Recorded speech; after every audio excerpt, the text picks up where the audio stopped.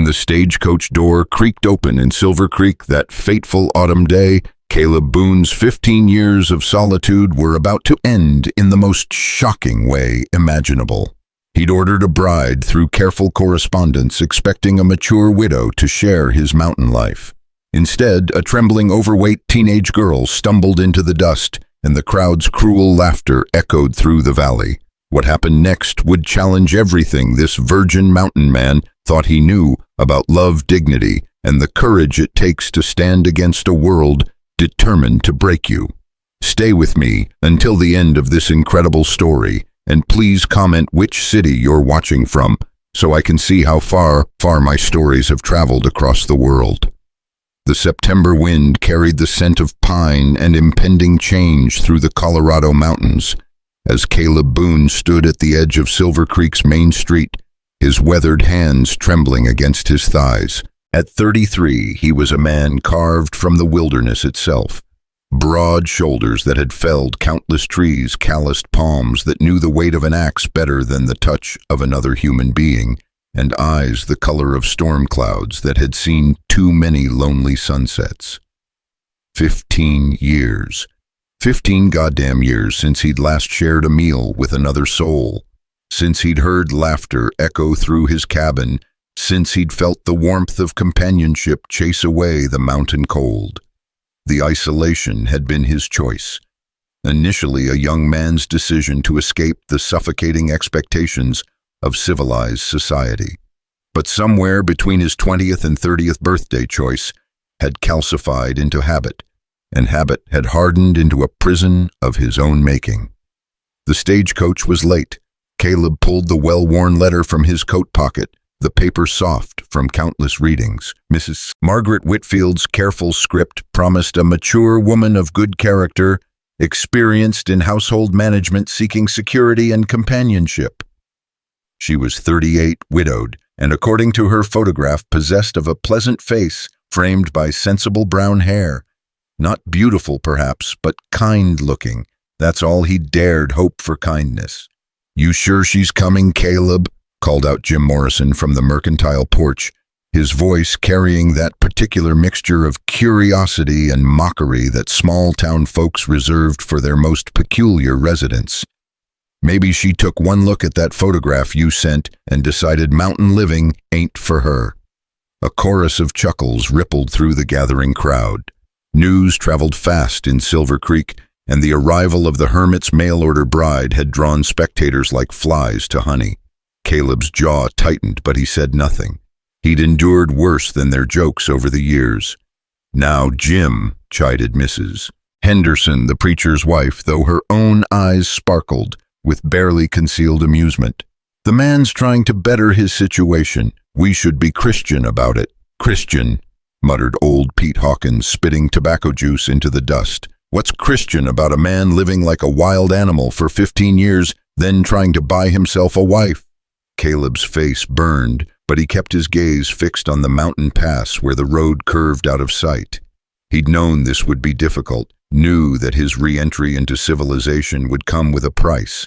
But loneliness was a slow poison, and he'd reached the point where even humiliation seemed preferable to another winter of talking to himself by firelight. The thunder of hooves and the creak of wheels finally echoed from the canyon. Caleb's heart hammered against his ribs as the stagecoach rounded the bend, dust billowing in its wake like a brown cloud of destiny. He smoothed his hair with one large hand, adjusted his cleanest shirt, still rough, homespun but the best he owned, and tried to remember how to breathe normally. The driver, a grizzled man named Tom Fletcher, who'd been running this route longer than Caleb had been hiding in the mountains, pulled the horses to a halt with practiced ease. The stage rocked on its springs, settling into stillness as dust swirled around the wheels. "Got a passenger for Silver Creek," Tom called down, his weathered face breaking into a grin. "Special delivery for Mr. Caleb Boon." The crowd pressed closer, and Caleb felt their eyes on him like brands. His palms were slick with sweat as he stepped forward, trying to project a confidence he didn't feel. Inside the coach, he could see movement, a shadow shifting behind the leather curtains. Tom climbed down and opened the door with an elaborate flourish, clearly enjoying his role in the day's entertainment. "Your bride, sir." The silence that followed seemed to stretch into eternity. The first thing that emerged was a trembling hand, pale and soft, gripping the doorframe with white knuckles. Then a foot appeared, a small foot in a worn brown boot that had seen better days. The crowd held its collective breath as the passenger slowly, carefully descended from the coach. She was not Margaret Whitfield. The girl, and she was unmistakably a girl, barely 16, if Caleb's stunned mind could judge correctly, stood in the dusty street like a deer caught in torchlight. She was round where Margaret's photograph had shown angles young, where he'd expected maturity, and utterly, heartbreakingly terrified. Her dress, a faded blue cotton that had been mended multiple times, strained across her considerable frame. Dark hair escaped from a simple braid, framing a face that would have been pretty, if not for the fear that shadowed her features. The silence stretched until it became almost unbearable, broken finally by a woman's sharp intake of breath. "Well, I never—" Mrs. Henderson whispered loud enough for everyone to hear. The girl's eyes, large and brown and swimming with unshed tears, found Caleb's face. In that moment, he saw his own panic reflected back at him, magnified by youth and vulnerability. She knew she wasn't what he'd expected. She knew she'd disappointed him before he'd even spoken her name.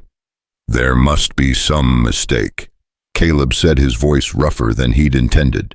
The words escaped before he could stop them, and he watched the girl flinch as if he'd struck her. Tom Fletcher consulted his passenger manifest, scratching his head beneath his battered hat. "Says here she's bound for Caleb Boon, Silver Creek, Colorado. Paid passage from Kansas City. You are Caleb Boon, ain't you?" "I am, but then she's yours." Tom shrugged with the casual indifference of a man who delivered packages, not dreams. "No returns on this route, friend." The crowd's murmur grew louder, and Caleb caught fragments of their whispered conversations.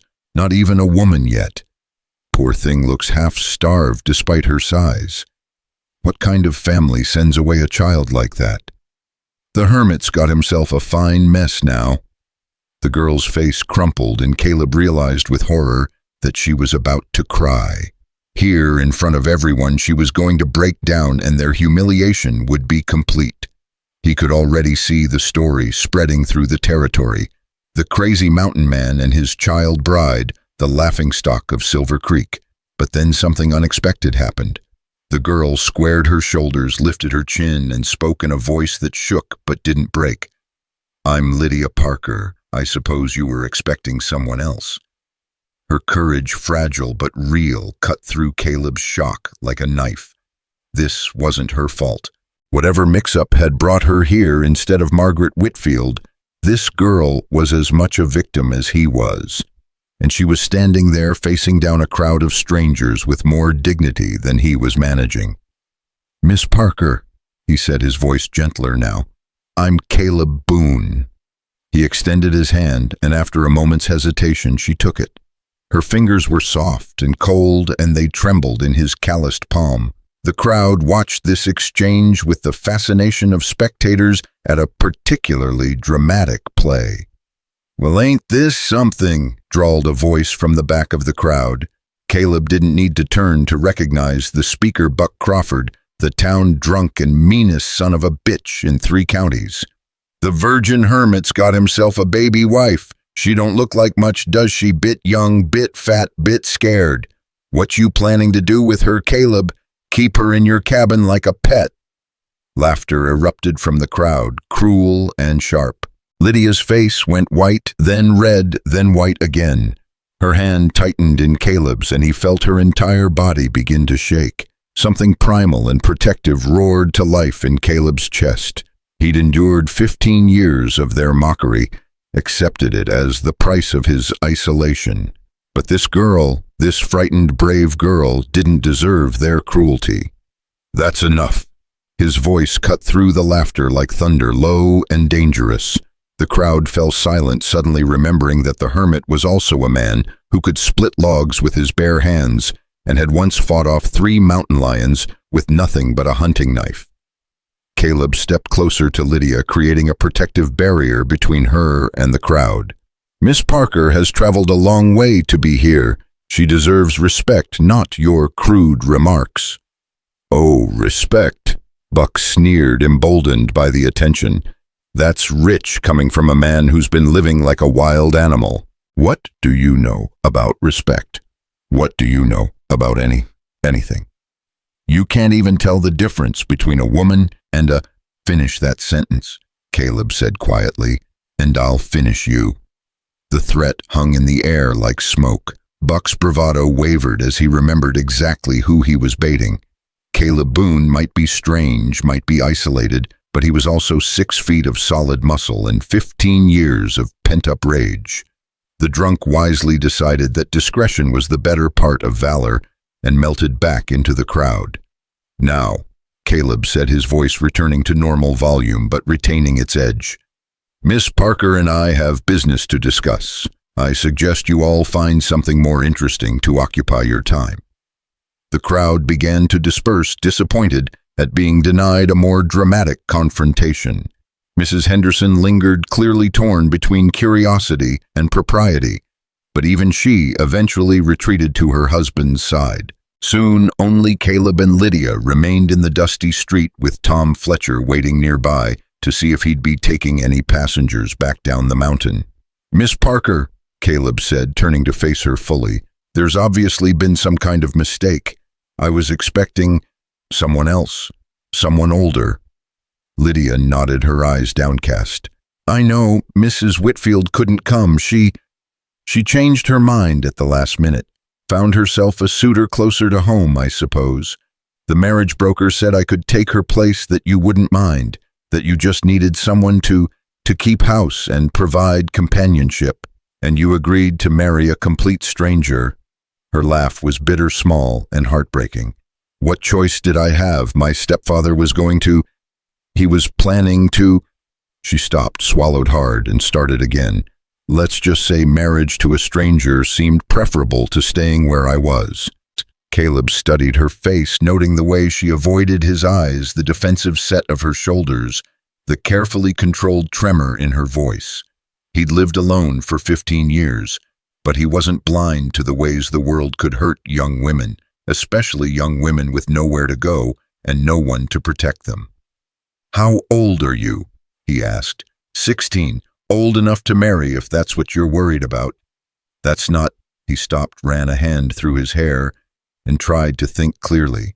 Miss Parker, I can't marry you. You're a child. I'm twice your age.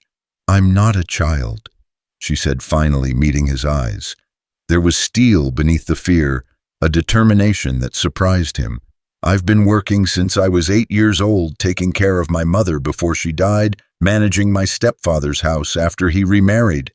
I know how to cook, clean 10 gardens, preserve food, mend clothes. I'm not looking for love, Mr. Boon. I'm looking for safety, for a place where I won't have to, where no one will. She trailed off again, but Caleb was beginning to understand. The girl wasn't just young and far from home, she was running from something, or someone. Tom Fletcher cleared his throat. Begging your pardon, folks, but I've got a schedule to keep. Miss you getting back on the coach, or are you staying? Lydia looked at the coach, then at Caleb, then at the town around them. Her options were limited. Return to whatever hell she'd fled from, stay in Silver Creek among people who'd already shown their capacity for cruelty, or go with the strange mountain man who didn't want her but seemed at least unlikely to hurt her. I'll stay, she said quietly. Miss Parker, Lydia, she corrected. If we're going to work this out somehow, you should call me Lydia. Caleb felt trapped, cornered by circumstances beyond his control. He'd wanted a companion, yes, but an equal. Someone who could share the burden of mountain life, not someone he'd have to protect and care for like a daughter. But looking at Lydia's face, young but determined, frightened but brave, he found he couldn't simply send her away. All right, he said finally. Lydia, we need to discuss terms. This isn't what either of us expected, so we'll need to figure out how to make it work. Relief flooded her features. Thank you. Tom Fletcher shrugged and climbed back onto his coach.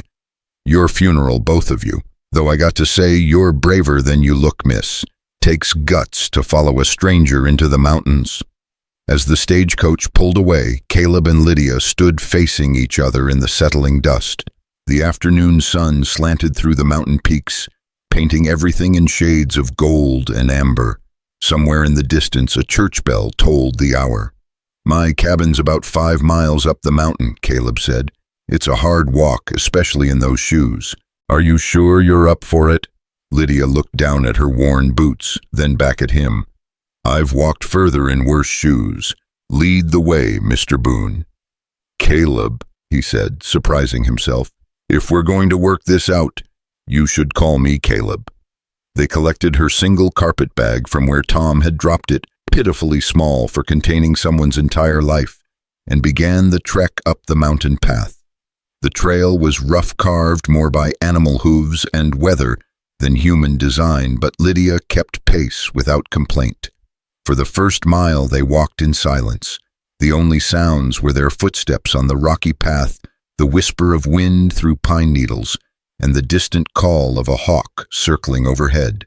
Caleb found himself stealing glances at his unexpected companion, trying to reconcile the reality of her presence with the dream he'd carried for so long. She was nothing like Margaret Whitfield's photograph. Where Margaret had appeared stern and practical, Lydia was soft and vulnerable. Where Margaret had promised competence, Lydia offered only youth and uncertainty. But there was something about the girl that intrigued him, the way she'd stood up to the crowd's mockery, the steel beneath her fear, the careful way she chose her words. May I ask you something, Lydia said, as they paused to rest beside a mountain stream. Of course. Why did you decide to marry after so long alone, I mean? You seem comfortable with solitude. Caleb considered the question as he knelt to fill his water bottle. How could he explain the way loneliness had slowly eaten away at him, turning his sanctuary into a prison? How could he describe the weight of silence, the way it pressed down on a man's soul, until he found himself talking to trees just to hear a voice? I thought I wanted to be alone, he said finally, but wanting something and needing it are different things.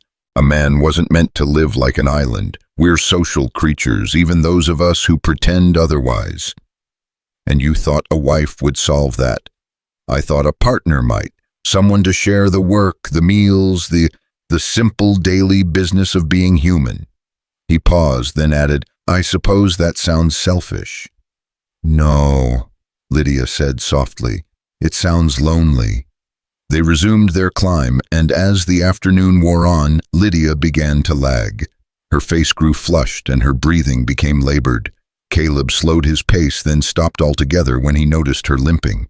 Your feet, he said, they're fine. Let me see. Mr. Boon, Caleb, I said they're fine. But when she took another step, she couldn't quite suppress a wince. Caleb was beside her in an instant, catching her arm as she stumbled. Sit, he commanded, guiding her to a fallen log. Let me look. Reluctantly, Lydia allowed him to examine her feet. Her boots, already worn when she'd arrived, had rubbed bloody blisters on both heels. The thin socks she wore were soaked with blood. Jesus, Caleb muttered. Why didn't you say something? Because I didn't want to be more trouble than I already am. He looked up at her, struck by the quiet resignation in her voice. Lydia, you're not trouble. You're a person who needs help. There's a difference. From his pack, he produced a small medical kit, a necessity for anyone living alone in the wilderness. With gentle hands, he cleaned her wounds and applied bandages, then tore strips from his own shirt to create better padding for her boots. There, he said when he'd finished.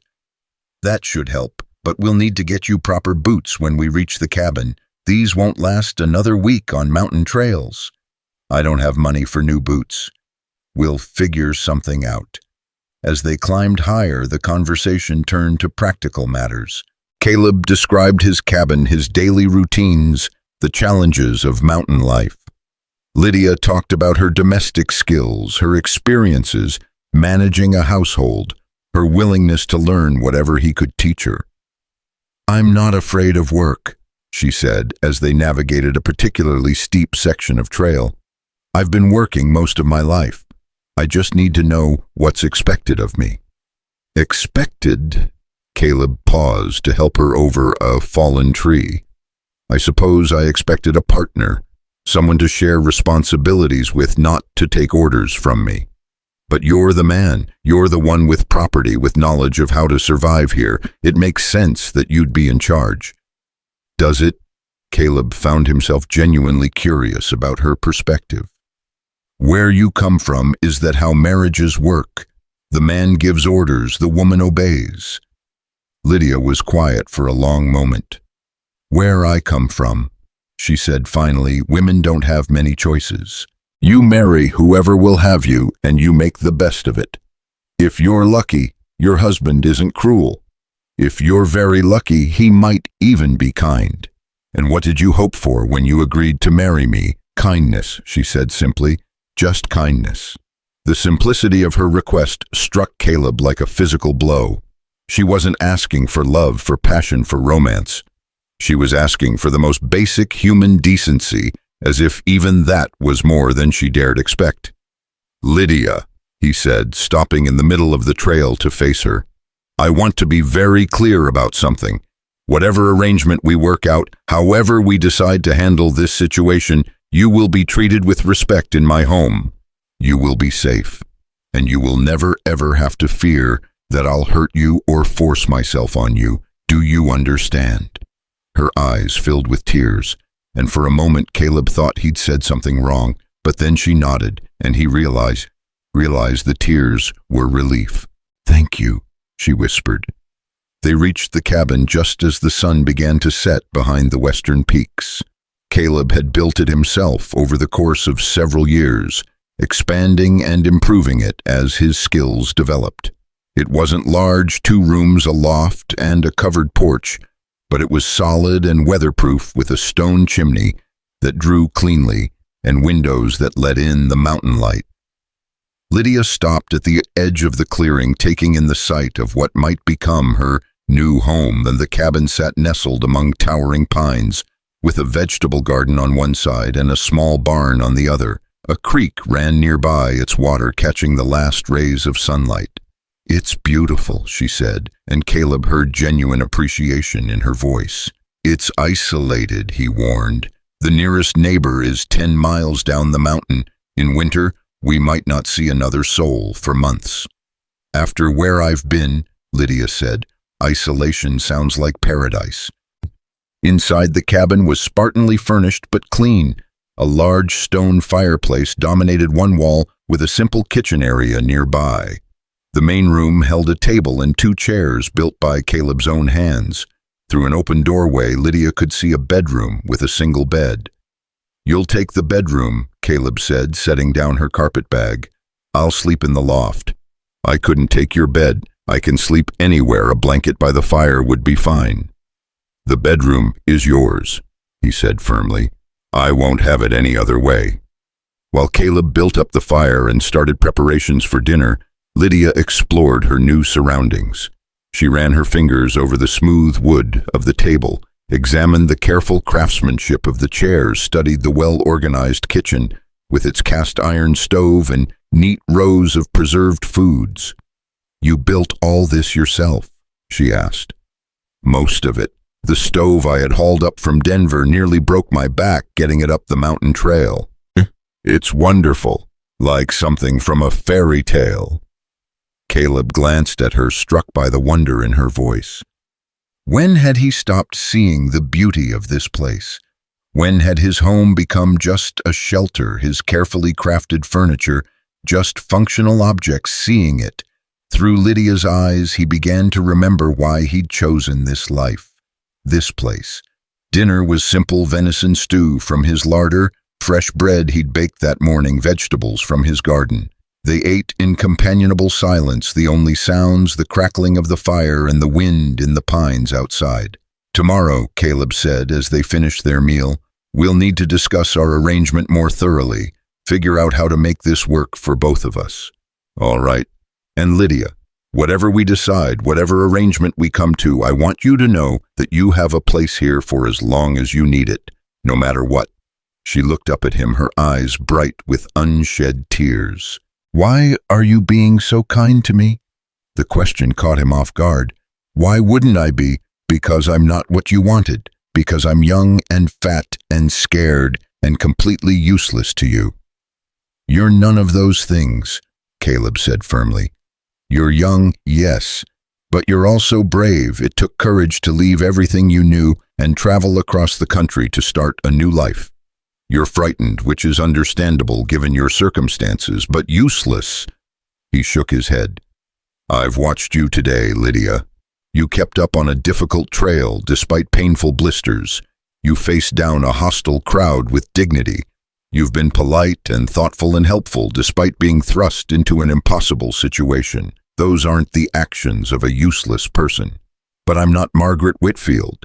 "No," Caleb agreed. "You're Lydia Parker, and maybe that's exactly who's supposed to be here." As the fire burned low and the mountain darkness settled around the cabin, Caleb found himself reconsidering everything he'd thought he wanted. Margaret Whitfield had been a sensible choice, a practical solution to a practical problem. But Lydia was something else entirely. She was a question mark, a leap of faith, a chance for something he'd never dared to hope for. Looking at her across the table, her face soft in the firelight, Caleb began to wonder if fate had made a mistake after all, or if maybe, just maybe, it had finally gotten something right. Outside, the wind whispered through the pines, carrying with it the promise of change. And in the warm glow of the cabin, two strangers began the delicate work of becoming something more. The morning sun painted the cabin walls with golden light, as Lydia woke to the sound of an axe biting into wood. She'd slept better than she had in months, wrapped in clean quilts that smelled of mountain air and cedar. For a moment, she lay still, listening to the rhythmic splitting of logs and the distant call of birds she couldn't name. Through the bedroom window, she could see Caleb working in the yard, his shirt already damp with sweat, despite the cool morning air. He moved with the easy precision of a man who'd done this work for years, each swing of the axe perfectly placed, each split log adding to the neat pile beside the cabin. Watching him, Lydia felt something unfamiliar stir in her chest. Not fear, not anxiety, but something warmer. Safety, perhaps, or the beginning of trust. She dressed quickly in her second-best dress, a practical brown wool that had seen better days but was still respectable.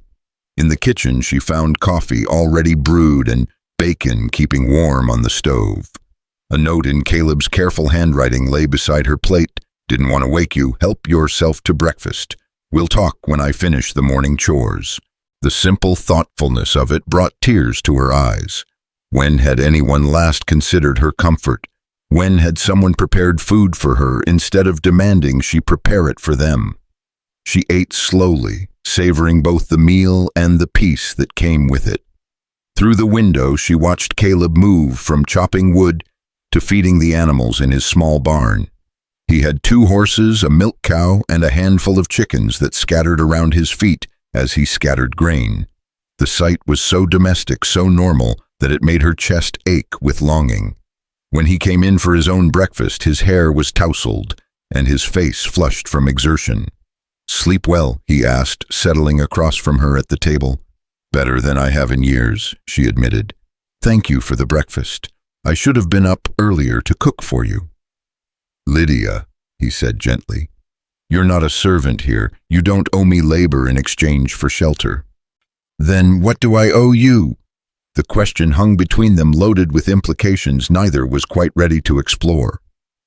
Caleb set down his coffee cup and studied her face, noting the way she held herself, ready to flee, ready to apologize, ready to make herself smaller if necessary. "Nothing," he said finally. "You don't owe me anything. We're both in an unexpected situation, and we'll figure it out together. But the arrangement, there is no arrangement yet. That's what we need to discuss." He leaned back in his chair, choosing his words carefully. "I've been thinking about this all night, and I have a proposal, not marriage, he added quickly, seeing her tense. Something else. Lydia waited, her hands wrapped around her coffee cup like an anchor. Stay here as my housekeeper, Caleb said. I'll pay you wages, not much, but enough to save some money for your future. You'll have your own room, your own space. No expectations beyond what we agree to. And when you're ready, when you've decided what you want to do with your life, you'll be free to leave. The offer was so generous, so unexpected, that Lydia could only stare at him. You'd do that. Take in a stranger, pay her wages, ask nothing in return. I'd ask plenty in return. Cooking, cleaning, help with the garden and preserving, company during the long winter evenings. But nothing you wouldn't be free to refuse. And if I choose to stay permanently, Caleb's expression grew thoughtful. If you choose to stay, and if we find we're compatible as partners in this life, then maybe we'd revisit the idea of marriage. But only if that's what you want. Only if you're old enough and experienced enough to make that choice freely. Relief flooded through Lydia so powerfully that she had to set down her cup to keep from spilling it. You'd really let me choose. Of course I'd let you choose. What kind of man do you think I am? The kind who splits wood for a woman he barely knows, she thought. The kind who gives up his own bed and asks nothing in return. The kind who sees fear in a stranger's eyes and responds with gentleness instead of exploitation. I accept, she said simply. Just like that. Just like that. She smiled for the first time since arriving in Silver Creek, and Caleb felt his heart do something strange in his chest. Though I should warn you, I might not be the housekeeper you're expecting. I know the basics, but I've never managed a household this remote. You'll have to teach me. I can teach you anything you need to know about mountain living, Caleb said. The question is whether you're willing to learn. Try me. And so began what Caleb would later think of as the most unexpectedly pleasant weeks of his adult life. Lydia threw herself into learning with a determination that amazed him. She rose before dawn to start breakfast, worked alongside him in the garden, until her hands were stained with soil, and spent her evenings learning to preserve the vegetables they harvested. She was clumsy at first, city-bred, and unused to the physical demands of frontier life. She burned the first 3 batches of bread she attempted, scattered the chickens when she tried to collect eggs, and nearly poisoned them both with mushrooms she'd picked without asking if they were safe. But she learned from every mistake, asked questions about everything, and never complained about the work or the isolation. How do you tell when the bread is ready? She asked on her 4th attempt, hovering anxiously by the oven.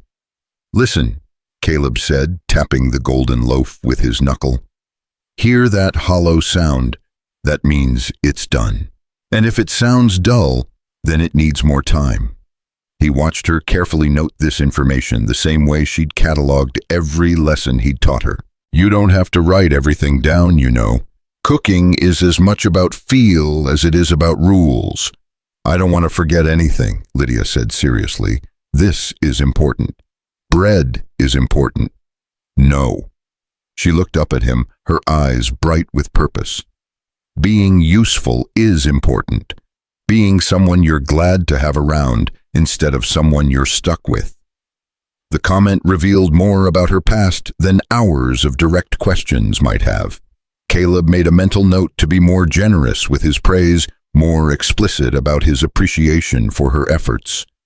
Lydia, he said, I'm already glad to have you around, even when you burn the bread. Her answering smile was like sunrise. As the days passed, they developed an easy rhythm. Caleb handled the heavier outdoor work, chopping wood, maintaining the buildings, hunting for fresh meat. Lydia managed the household, tended the garden, and gradually took over the cooking as her skills improved. In the evenings, they sat by the fire while Caleb taught her to read and write better, or shared stories of their different pasts. Tell me about your family, Lydia said one night as they worked together to shell beans for the next day's supper. Caleb's hands stilled. Not much to tell. My parents died when I was 18. No siblings, no other relatives I knew of. Is that why you came to the mountains, because you were alone? Partly. He resumed his work, his movements more deliberate now, but mostly because I was angry. At the world, at God, at the unfairness of it all. I thought if I could just get far enough away from people, the anger would fade. Did it? Eventually. But by then I'd been alone so long I'd forgotten how to be around people. 15 years is a long time to live inside your own head. Lydia nodded, understanding more than he might have expected. I used to dream about being alone. After my mother died and my stepfather remarried, I used to imagine having a little house somewhere just for me. No one to please, no one to be afraid of. And now that you've had a taste of isolation, now I think maybe the best thing isn't being alone or being with just anyone. Maybe the best thing is being with the right person. Their eyes met across the table and something passed between them, an acknowledgement of possibility of the fragile thing growing between them. Neither spoke of it directly, but it hung in the air like the scent of wood smoke, warm and promising. The first real test of their partnership came in early October when an early storm caught them unprepared. Caleb had gone down to Silver Creek for supplies, leaving Lydia alone for the first time since her arrival. The weather had been clear when he left, but mountain storms could blow in fast, and this one hit with a vengeance. Lydia watched from the cabin window as the sky darkened to an ominous green-black, as wind began to strip the leaves from the aspens in great golden showers. When the first snowflakes began to fall, thick, heavy flakes that meant business, she felt a chill that had nothing to do with the dropping temperature. By evening, the storm had become a full blizzard. Snow piled against the windows, and the wind howled around the cabin like a living thing. Lydia kept the fire burning and tried not to think about what might happen if Caleb couldn't make it back up the mountain. She had enough food for several days, enough firewood if she was careful, but the isolation pressed in on her like a weight. When she heard hoofbeats in the yard near midnight, she nearly cried with relief.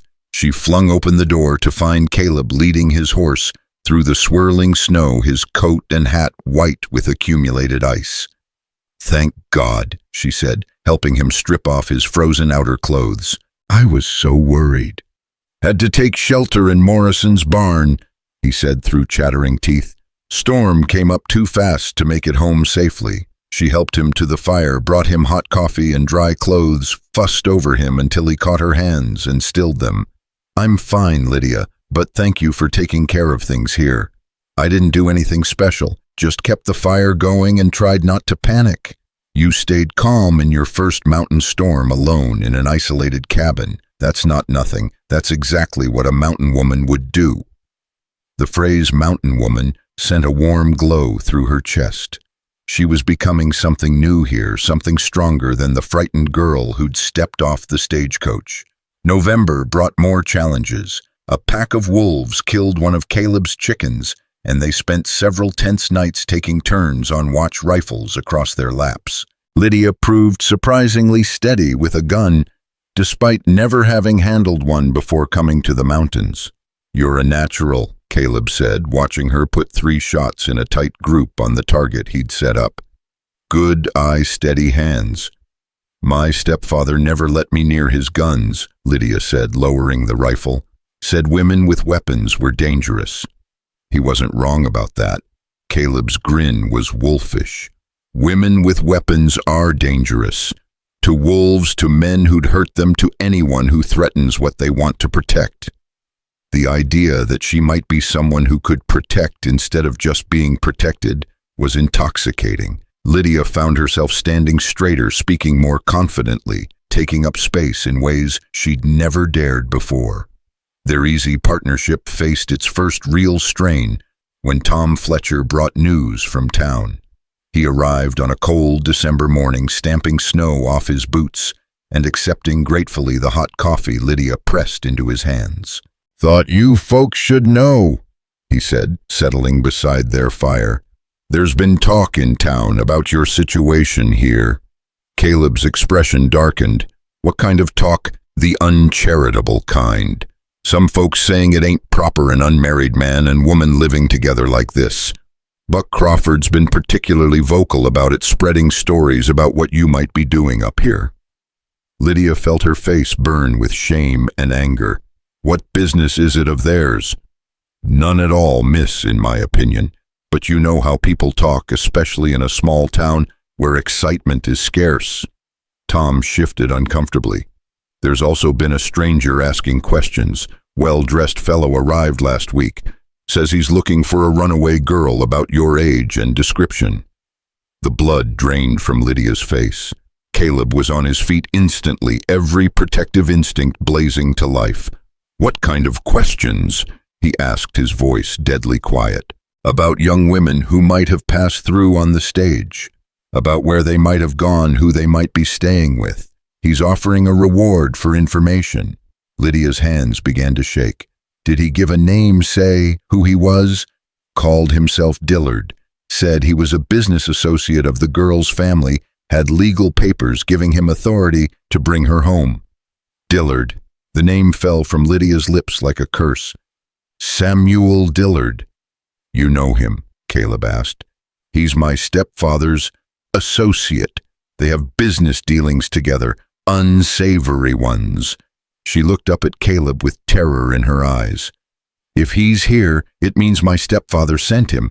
And if my stepfather sent him, it means... She couldn't finish the sentence, but Caleb understood. Whatever Lydia had been running from it had finally caught up with her. What kind of business dealings? He asked gently.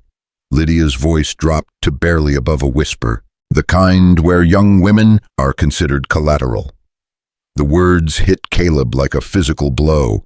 He'd suspected Lydia was running from something terrible, but this was worse than he'd imagined. No wonder she'd been willing to marry a stranger to follow him into the wilderness. She hadn't just been seeking a new life, she'd been fleeing for her very soul. Well, Tom said, clearly uncomfortable with the direction the conversation had taken, thought you should know. This Dillard fellow, he seems the determined type. Don't think he's planning to give up easy. After Tom left, Caleb and Lydia sat in heavy silence. The future they'd been carefully building together suddenly felt fragile, threatened by forces neither of them fully understood. Tell me everything, Caleb said finally, about your stepfather, about Dillard, about why they want you back so badly. Lydia wrapped her arms around herself as if trying to hold her broken pieces together. My stepfather owns a business.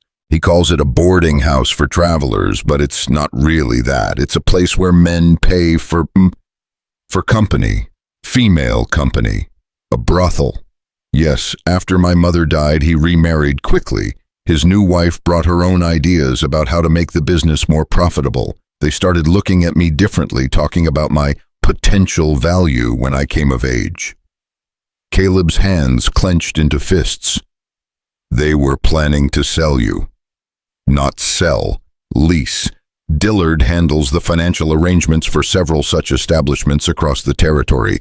He's very good at making everything appear legal, at writing contracts that protect the house owners while trapping the girls. Her voice grew smaller, more fragile.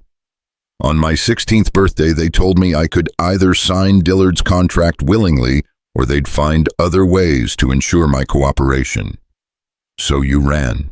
I tried to run. The first time they caught me before I made it to the train station. The second time I made it as far as Kansas City before Dillard's men found me. They brought me back and my stepfather made it clear there wouldn't be a third chance. Then how did you get away? Mrs. Whitfield, the woman you were supposed to marry. She was staying at our boarding house while she waited for her train. We got to talking and she understood what was happening. When she changed her mind about coming to Colorado, she helped me take her place, gave me her ticket, her papers, even some of her clothes. Caleb felt a surge of gratitude toward the woman he'd never met. That was incredibly brave of her. And now Dillard's here, which means they know what happened, which means... Lydia's voice broke. I'm so sorry, Caleb. I've brought trouble to your door. I should leave before I make things worse for you. You're not going anywhere. The steel in Caleb's voice surprised them both. This is your home now, Lydia. No one is taking you from it against your will. You don't understand. Dillard has legal papers, contracts signed by my stepfather giving him authority over me until I'm 18. Even if they're fraudulent, they'll look official enough to convince a territorial judge. Then we'll have to make sure it never gets that far. Lydia looked at him with desperate hope. What do you mean? Caleb was quiet for a long moment, thinking furiously. When he spoke, his voice was calm but determined. We'll have to get married, legally, properly, with witnesses and documentation. Once you're my wife, Dillard's papers won't matter. A husband's claim supersedes all others. But you said you wouldn't marry me while I was so young, while I couldn't choose freely. I said I wouldn't take advantage of you. This is different. This is protection. He turned to face her fully. I'm not talking about a real marriage, Lydia. I'm talking about a legal arrangement that keeps you safe. We can have it annulled later when you're older, when you've had time to decide what you really want. The offer was everything she could have hoped for, and nothing she dared accept. I can't ask you to do that. To tie yourself to me legally when you don't, even when we're not. You're not asking, I'm offering. Caleb reached across the space between them and took her hands in his. Lydia, in the months you've been here, you've become important to me, more important than I expected. I won't stand by and watch someone drag you back to that life. But what if Dillard won't accept it? What if he claims the marriage is invalid because of his prior contracts? Then we'll fight him, in court if necessary, but you won't face this alone. That night, as snow continued to fall outside and the wind howled through the pines, Caleb and Lydia sat by the fire planning their defense against a threat that felt both distant and immediate. They would need to get to town, find the preacher, arrange for witnesses who would testify to the validity of their marriage. They would need to prepare for legal challenges, for questions about Lydia's age and circumstances. Most importantly, they would need to prepare for the confrontation that seemed inevitable. Dillard would not give up easily, and men who traded in human misery rarely let valuable assets slip away without a fight. Are you sure about this? Lydia asked as they prepared for bed. Once we're married, even if it's just on paper, there will be talk. People will expect certain things. Let them talk, Caleb said. Let them expect whatever they want. The only expectations that matter are the ones we set for ourselves. As Lydia settled into her bed, soon to be their marriage bed, at least in the eyes of the law, she found herself thinking not about the danger that awaited them, but about the man who'd chosen to stand between her and that danger. Caleb Boon was not the husband she'd imagined in her girlish dreams, but he was something better. He was a protector, a partner, a man who saw her worth when the rest of the world saw only her vulnerabilities. Tomorrow they would ride into Silver Creek and face whatever consequences their decision might bring. But tonight, for the first time in her life, Lydia fell asleep feeling truly safe. And in the loft above, Caleb lay awake planning how to keep her that way, no matter what tomorrow might bring. The mountain wind whispered around the cabin, carrying secrets and promises in equal measure. Change was coming to their carefully ordered world, arriving on the heels of winter with all the inevitability of fate itself. Dawn came gray and bitter with ice crystals forming on the inside of the cabin windows. Caleb woke to the sound of Lydia moving quietly in the kitchen, already preparing for what they both knew would be one of the most important days of their lives. The smell of coffee and frying bacon couldn't quite mask the tension that hung in the air like smoke. "You don't have to do this," Lydia said without looking up as he entered the kitchen. Her hands were steady as she turned the bacon, but he could see the rigid set of her shoulders, the careful control she was exercising over her emotions. "We've been through this," Caleb replied, pouring himself coffee from the pot she'd prepared. "There's no other choice that keeps you safe." "There's always another choice. I could disappear again, find somewhere else to hide." "Where?" His voice was gentle but implacable. "Where could you go that Dillard couldn't find you? He's tracked you this far, and men like him don't give up easily. They have resources, connections, ways of making people talk." Lydia finally turned to face him, and he saw the fear she'd been trying to hide. What if the marriage doesn't protect me? What if his contracts are legal enough to override it? Then we'll cross that bridge when we come to it. But right now, marriage is our best option. Caleb moved closer, stopping just short of touching her. Lydia, I need you to understand something. This isn't just about protecting you anymore. If Dillard thinks he can come into these mountains and threaten someone under my protection, he's about to learn otherwise. There was something in his voice that made her look at him more closely, a hardness she'd never heard before, a glimpse of the man who'd survived 15 years alone in the wilderness. For the first time, she truly understood that Caleb Boon might be gentle and kind, but he was also dangerous when provoked. They rode into Silver Creek under a sky heavy with the promise of more snow. The town looked different to Lydia now, not the frightening gauntlet of strangers it had been when she first arrived, but a place where she might soon become a permanent resident. The irony wasn't lost on her that she'd arrived as an unwanted bride and was returning to become a wife by necessity rather than choice. The first person they encountered was Mrs. Henderson, emerging from the mercantile with her arms full of packages. Her eyes widened when she saw them together, and Lydia could practically see the wheels turning in the woman's mind. "Mr. Boon, Miss Parker," she said, her voice carefully neutral. "Unexpected to see you in town on such a cold day." "Mrs. Henderson," Caleb nodded politely. "We have business with Reverend Morrison. Is he at the church?" "I believe so, yes." Her gaze flicked between them, curiosity written plainly on her face. "Nothing serious, I hope." "Wedding business," Caleb said simply, and watched Mrs. Henderson's eyebrows climb toward her hairline. "Wedding business," she repeated faintly. "Yes, ma'am. Miss Parker and I are to be married this morning." The packages slipped from Mrs. Henderson's arms, scattering across the snowy boardwalk. "Married? But I thought that is the talk in town has been—" "The talk in town," Caleb said, his voice taking on a slight edge, "has been premature. Miss Parker and I have been properly chaperoned throughout our courtship, and we've decided to formalize our arrangement." Lydia marveled at how smoothly he lied, how he managed to make their desperate scheme sound like a natural progression of events. Mrs. Henderson, meanwhile, was frantically gathering her scattered packages, her face flushed with excitement and embarrassment. Of course, she babbled. "How wonderful, how sudden." "When a man finds the right woman," Caleb said solemnly, "there's no point in delay." They left Mrs. Henderson standing in the snow, staring after them with her mouth slightly open. By the time they reached the church, Lydia was fighting back nervous laughter. "Properly chaperoned courtship," she whispered as they tied their horses to the rail. "Would you prefer I told her the truth, that we're entering into a marriage of convenience to protect you from white slavers?" The laughter died in her throat. Put that way, their situation sounded even more dire than it felt. "No, I suppose your version is better."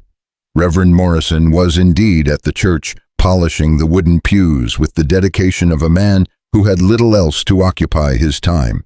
He looked up in surprise when they entered, his round face creasing into a smile of welcome.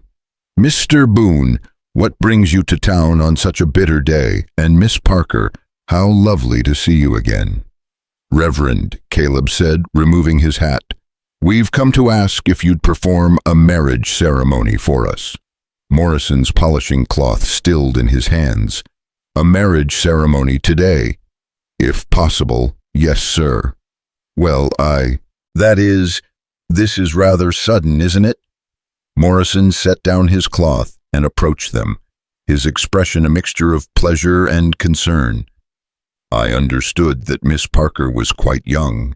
"I'm 16, Reverend," Lydia said quietly, "old enough to marry with my guardian's consent."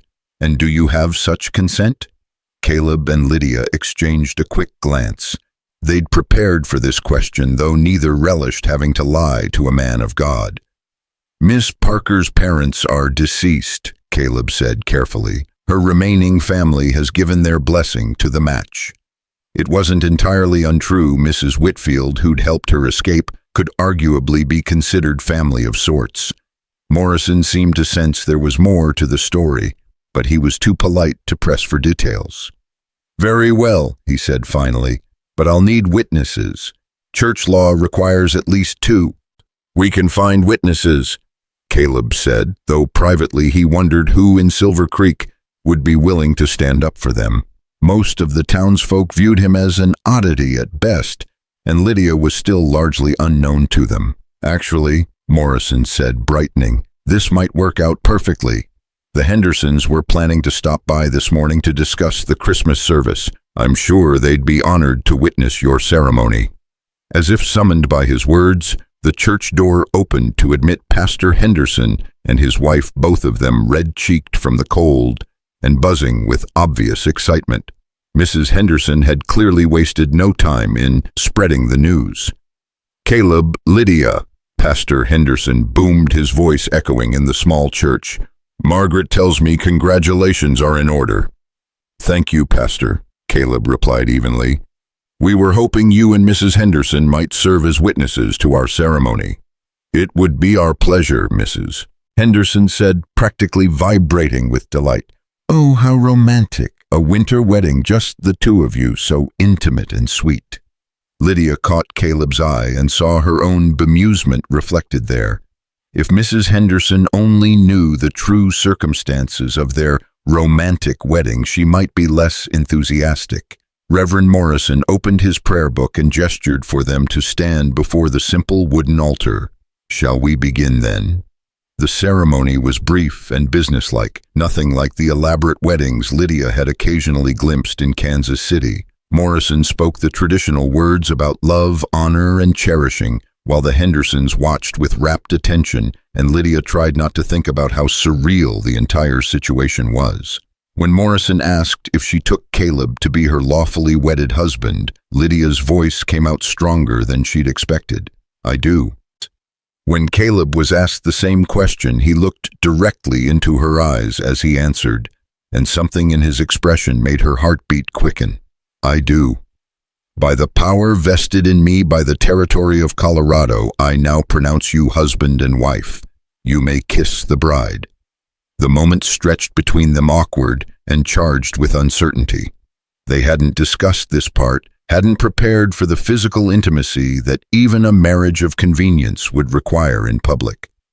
Caleb stepped closer, his large hands gentle, as he cupped her face and pressed a soft, brief kiss to her lips. It was her first kiss, and though it lasted only seconds, Lydia felt something shift inside her chest, a warmth that had nothing to do with protection or necessity, and everything to do with the man now legally bound to her. "Congratulations, Mr. and Mrs. Boon," Morrison said warmly, and the title sent a jolt through Lydia. Mrs. Boon, she was Mrs. Boon now, with all the rights and protections that came with being a married woman. The Hendersons insisted on taking them to the hotel dining room for a wedding breakfast, despite Caleb's protests that they needed to return to the cabin. "Nonsense," Mrs. Henderson declared. "You can't get married and just ride away without any celebration at all. What kind of memory would that make?" So they found themselves seated at a table near the hotel's front window, picking at eggs and ham while Mrs. Henderson regaled them with stories of her own wedding day 30 years earlier. Lydia tried to appear interested, but her attention kept drifting to the street outside, watching for any sign of a well-dressed stranger who might be Samuel Dillard. "You seem nervous, dear," Mrs. Henderson observed, following her gaze. "Wedding day jitters, I suppose." "Something like that," Lydia murmured. It was Pastor Henderson who first noticed the man approaching the hotel. "Who's that fellow?" he asked, nodding toward the window. "Don't recognize him." Lydia's blood turned to ice. The man walking purposefully toward the hotel entrance was exactly as she remembered him. Medium height, expensive clothes, cold eyes that missed nothing. Samuel Dillard had found them. "Excuse me," she said faintly, rising from her chair. Caleb was on his feet instantly, recognizing the terror in her voice, even if he couldn't see what had caused it. "What is it? He's here." The hotel dining room fell silent as Dillard entered, his gaze sweeping the room with predatory intensity. When his eyes found Lydia, His thin lips curved into a smile that held no warmth whatsoever. "Miss Parker," he said, his voice carrying clearly across the room, "how delightful to see you again." Every head in the dining room turned to stare at this unfolding drama. Caleb moved to place himself between Lydia and Dillard, his hand resting casually on the butt of his gun. "I'm afraid you're mistaken," Caleb said calmly. "This is my wife, Mrs. Boon." Dillard's eyebrows rose in mock surprise. "Your wife? How fascinating! I wasn't aware that Miss Parker was free to marry anyone." "Mrs. Boon," Caleb corrected, his voice taking on a dangerous edge, "and she's free to do whatever she chooses as an adult woman." "Ah, but that's where you're wrong." Dillard reached into his coat and produced a sheaf of papers. "You see, Miss Parker is under contract. Legal binding contract that grants her stepfather, and by extension myself as his business agent, authority over her until she reaches the age of 18. Pastor Henderson leaned forward, his face troubled. What kind of contract would give a stepfather such authority over a grown girl? "The kind that protects family investments," Dillard replied smoothly. "Miss Parker's stepfather has invested considerable resources in her upbringing, her education, her preparation for a particular profession. These contracts simply ensure that he sees a return on that investment." "What profession?" Mrs. Henderson asked innocently. The silence that followed was deafening. Dillard's smile widened as he realized he'd maneuvered the conversation exactly where he wanted it. "Entertainment," he said finally. "Miss Parker has been trained in the arts of hospitality. She has contracts waiting for her in several establishments across the territory." Understanding dawned on the Hendersons' faces, followed quickly by shock and disgust. Lydia wanted to sink through the floor, but Caleb's hand found hers and squeezed gently. "Even if such contracts existed," Caleb said, his voice deadly quiet, "they would be null and void. Mrs. Boon is now under my protection as her legal husband." "Are you certain about that?" Dillard asked pleasantly. "Because according to territorial law, any marriage contracted by a minor without proper guardian consent can be annulled. And since I represent Miss Parker's legal guardian, the marriage was performed by a licensed minister with proper witnesses." Pastor Henderson interjected, his voice stern. "I performed the ceremony myself not an hour ago." "With whose consent?" Dillard asked. "Did Miss Parker present documentation proving she had guardian approval to marry?" The trap was closing around them, and Lydia could see it happening with horrible clarity. Dillard had done his research, knew exactly which legal loopholes to exploit. "The girl said her family had given their blessing," Reverend Morrison said uncertainly. "Did she provide documentation of this blessing, written consent from her legal guardian?" Morrison's silence was answer enough. Dillard's smile became positively triumphant. "I'm afraid, Mr. Boon, that your marriage is invalid. Miss Parker will need to return with me to face the legal consequences of violating her contracts." "Like hell she will," Caleb snarled, his hand moving to his gun. "Gentlemen, please," Pastor Henderson said, rising from his chair. "Surely this matter can be resolved without violence." "Indeed it can," Dillard agreed. "Miss Parker simply needs to honor her existing legal obligations. It's really quite simple." "I won't go," Lydia said, finding her voice at last. "I won't go back to that life." "I'm afraid you don't have a choice in the matter," Dillard replied. "But don't worry, you'll be well cared for. Your stepfather runs a very respectable establishment." "Respectable," Caleb repeated the word, dripping with contempt. "Is that what you call selling children into prostitution?" Gasps echoed around the dining room. Mrs. Henderson's face had gone white, while her husband looked like he might be sick. "That's a very serious accusation, Mr. Boon," Dillard said, his voice taking on a warning tone. "I hope you can substantiate such claims." "I can substantiate them," Lydia said, stepping out from behind Caleb. "I can tell everyone exactly what kind of business my stepfather runs, what kind of contracts Mr. Dillard specializes in writing." "Careful, Miss Parker," Dillard warned. "Slander is a serious crime." Truth isn't slander. She shot back, her fear transforming into anger. And the truth is that you trade in human misery. You write contracts that look legal on the surface, but are designed to trap girls who have nowhere else to turn. These are very serious allegations, Pastor Henderson said, his voice troubled. If what Mrs. Boon says is true— Mrs. Boon, Dillard laughed harshly. There is no Mrs. Boon. There's only a frightened girl who ran away from her legal obligations and a mountain hermit who's been taken in by her lies. The only lies here are yours, Caleb said, his patience finally snapping. And if you think you're taking her anywhere against her will, you're about to discover how seriously I take protecting my wife. The tension in the room ratcheted up another notch as both men faced off, hands hovering near their weapons. Other diners began to edge toward the exits, sensing that violence might be imminent. Perhaps, came a new voice from the doorway, we should let the law sort this out.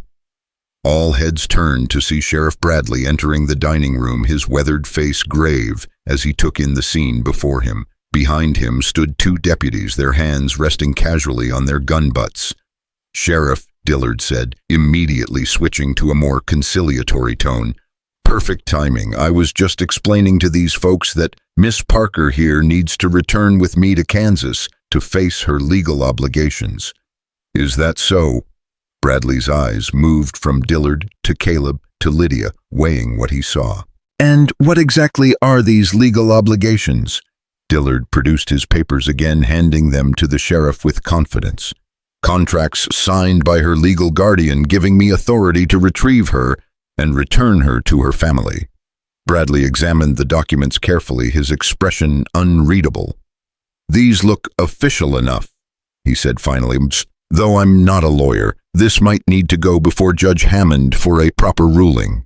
That won't be necessary, Dillard said quickly. I have full authority to act on behalf of Miss Parker's family. Do you now? Bradley's tone was neutral, but there was something in his eyes that suggested he wasn't entirely convinced. Tell me, Mr. Dillard, what exactly is the nature of these family business interests that require such extensive documentation? The question hung in the air like a challenge. Dillard's smile didn't waver, but Lydia caught the slight tightening around his eyes that suggested he was growing uncomfortable. Various enterprises, he said vaguely. Miss Parker's stepfather is involved in hospitality, entertainment, that sort of thing. Entertainment, Bradley repeated slowly. What kind of entertainment? Before Dillard could answer, the dining room door burst open again to admit a newcomer who made everyone's blood run cold. Buck Crawford stumbled in, already drunk despite the early hour, his mean little eyes taking in the tableau before him with obvious delight. Well, well, he slurred, weaving toward their table. Looks like we got ourselves a real situation here. Heard tell the hermit's gone and married his little whore. The word hit the room like a physical blow. Mrs. Henderson gasped audibly, while Pastor Henderson half rose from his chair in outrage. That's enough, Buck, Sheriff Bradley warned. But Buck was just getting started, emboldened by the audience and the whiskey in his system. Oh, come now, Sheriff. We all know what kind of girl she is. Look at her running away from her family, living in sin with a man twice her age. And now this fancy fellow comes to town with papers saying she's some kind of, what did you call it, entertainer. He laughed crudely, the sound echoing off the dining room walls. Seems to me like maybe the hermit's been getting a taste of what she's selling, if you catch my meaning. The silence that followed was deafening. Lydia felt as if every eye in the room was stripping her bare, judging her, finding her guilty of crimes she'd never committed. Shame burned in her chest like acid, and she wanted nothing more than to disappear. But then Caleb was moving, crossing the space between him and Buck in 3 quick strides. His fist connected with Buck's jaw with a sound like a hammer hitting meat, and the drunk went down hard, blood streaming from his split lip.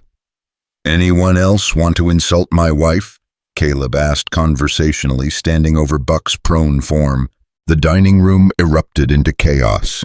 Sheriff Bradley was shouting for order. His deputies were moving to restrain Caleb. Mrs. Henderson was crying, and Buck was moaning about broken teeth. In the midst of it all, Dillard stood watching with calculating eyes, clearly pleased that events were spiraling out of control. "That's enough." Bradley's voice cut through the noise like a whip. "Everyone sit down and shut up, or I'll arrest the lot of you for disturbing the peace." Gradually, order was restored. Buck was helped to his feet, still bleeding but mercifully silent. Caleb allowed himself to be guided back to his seat, though his eyes never left Dillard's face. "Now then," Bradley said, his voice heavy with authority, "it seems to me we have a dispute that needs proper legal resolution. Mr. Dillard, you claim to have legal authority over this young woman. Mr. Boon claims she's his lawfully wedded wife. This isn't something I can resolve standing in a hotel dining room." "What are you suggesting, Sheriff?" Dillard asked. "I'm suggesting we take this before Judge Hammond. Let him examine all the relevant documents and make a proper ruling." Bradley's eyes swept the room, taking in the avid faces of the townspeople. "This is a legal matter, not a public spectacle." "When?" Caleb asked. "This afternoon, 2 o'clock at the courthouse." Bradley's gaze moved to Lydia, and she saw something unexpected there: compassion. "Mrs. Boon, you'll need to appear as well to give your testimony." "She'll be there," Caleb said firmly. "And so will I," Dillard added, "with all the necessary documentation to prove my case." As the crowd began to disperse, buzzing with excitement over the afternoon's promised drama, Lydia felt a crushing weight settle on her shoulders. In a few hours, her fate would be decided by strangers in a courtroom, her future hanging on the interpretation of legal documents she'd never seen. "Don't worry," Caleb murmured, taking her arm as they prepared to leave. "We'll fight this. Whatever happens, we'll fight." But as they walked toward the courthouse where their marriage would be tested, Lydia couldn't shake the feeling that the fight was already lost. Dillard had come prepared with legal weapons they couldn't match, and the court of public opinion seemed to be turning against them with every passing minute. The afternoon sun broke through the clouds as they reached the courthouse steps, but its light felt cold and merciless, offering no warmth to chase away the chill of impending judgment. Réveillé. The courthouse stood like a monument to justice in the center of Silver Creek, its whitewashed walls and stern columns promising fairness that Lydia wasn't sure she believed in anymore. As 2 o'clock approached, townspeople gathered on the steps and spilled into the street, drawn by the promise of drama that would give them something to talk about through the long winter months ahead. Judge Theodore Hammond was a man who commanded respect through sheer presence alone. Tall and distinguished, with silver hair and penetrating blue eyes, he'd presided over territorial disputes, land claims, and criminal cases for nearly 20 years. His reputation for fairness was matched only by his intolerance for legal trickery, though Lydia wondered if that would be enough to protect her from Dillard's carefully crafted web of contracts and false documentation. "All rise," called the bailiff as Hammond entered the courtroom. "The Honorable Judge Theodore Hammond presiding." The packed courtroom rustled to its feet, every seat filled, and more people standing along the walls. Lydia had never imagined that her personal nightmare would become public entertainment, but there was no denying the eager anticipation on the faces surrounding her. "Be seated," Hammond said, his voice carrying easily through the room. "We're here today to resolve a dispute regarding the marital status of Miss Lydia Parker and Mr. Caleb Boon, and the legal claims made by Mr. Samuel Dillard, acting as agent for the girl's stepfather."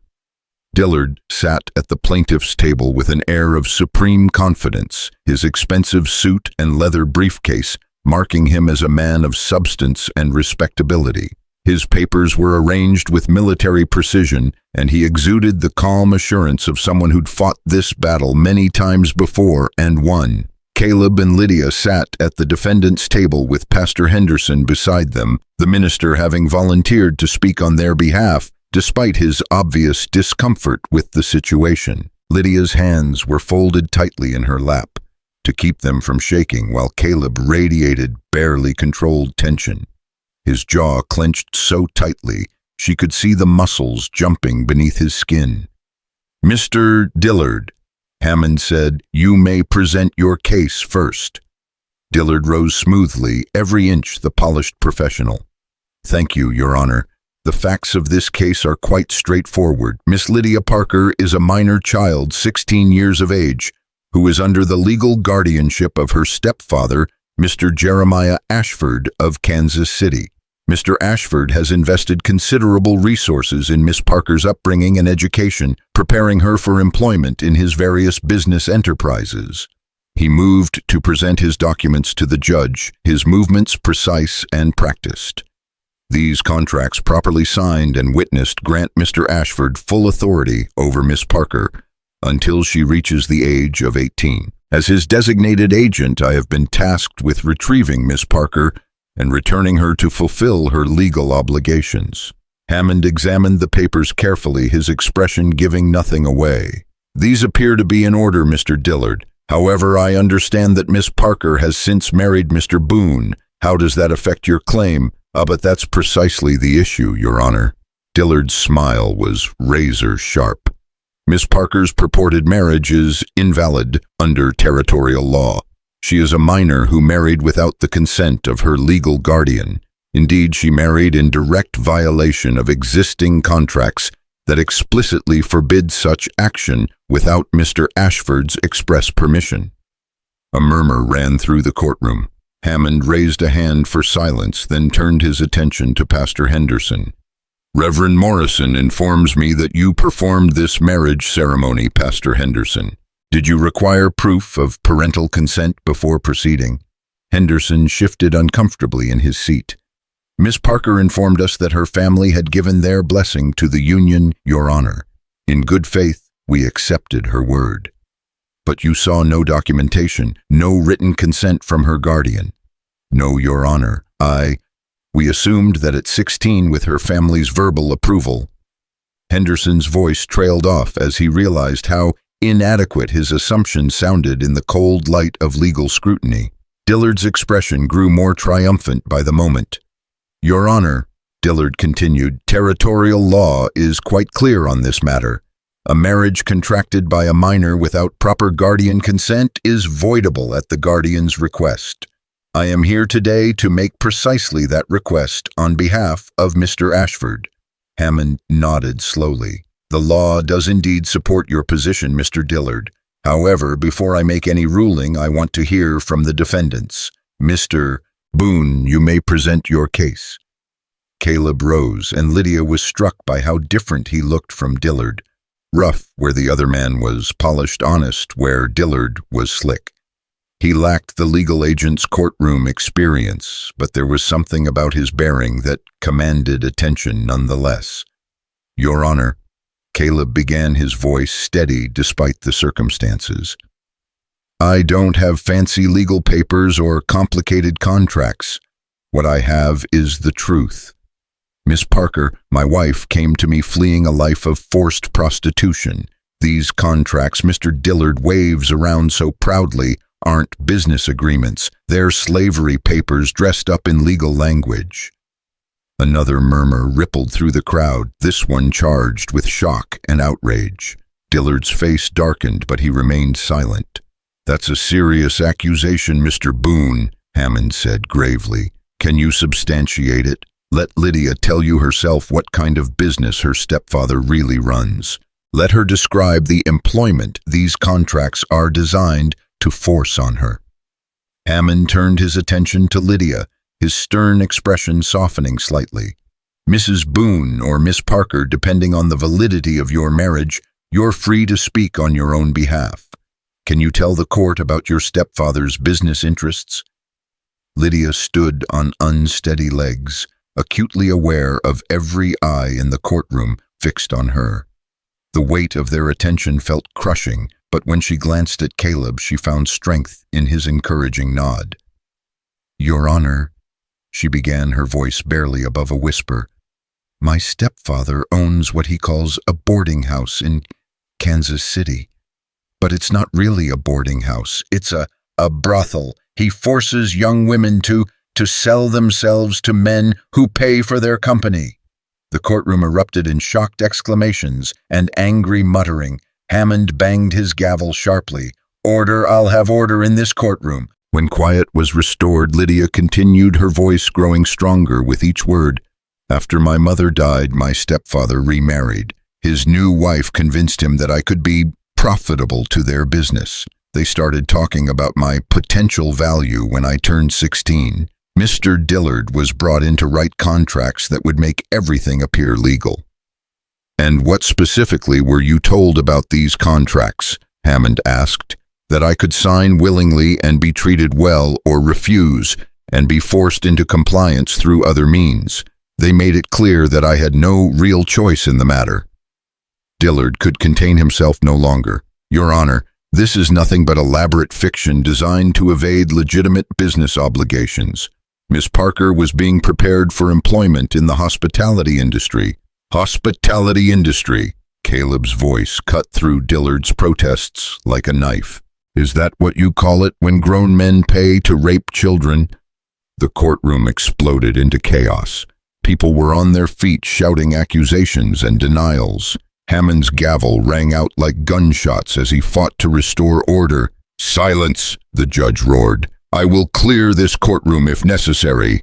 Gradually the tumult died down, though the tension remained thick enough to cut with a knife. Hammond fixed Dillard with a steely stare. "Mr. Dillard, these are extremely serious allegations being made against your client's business practices. How do you respond?" Dillard straightened his tie, his composure only slightly ruffled.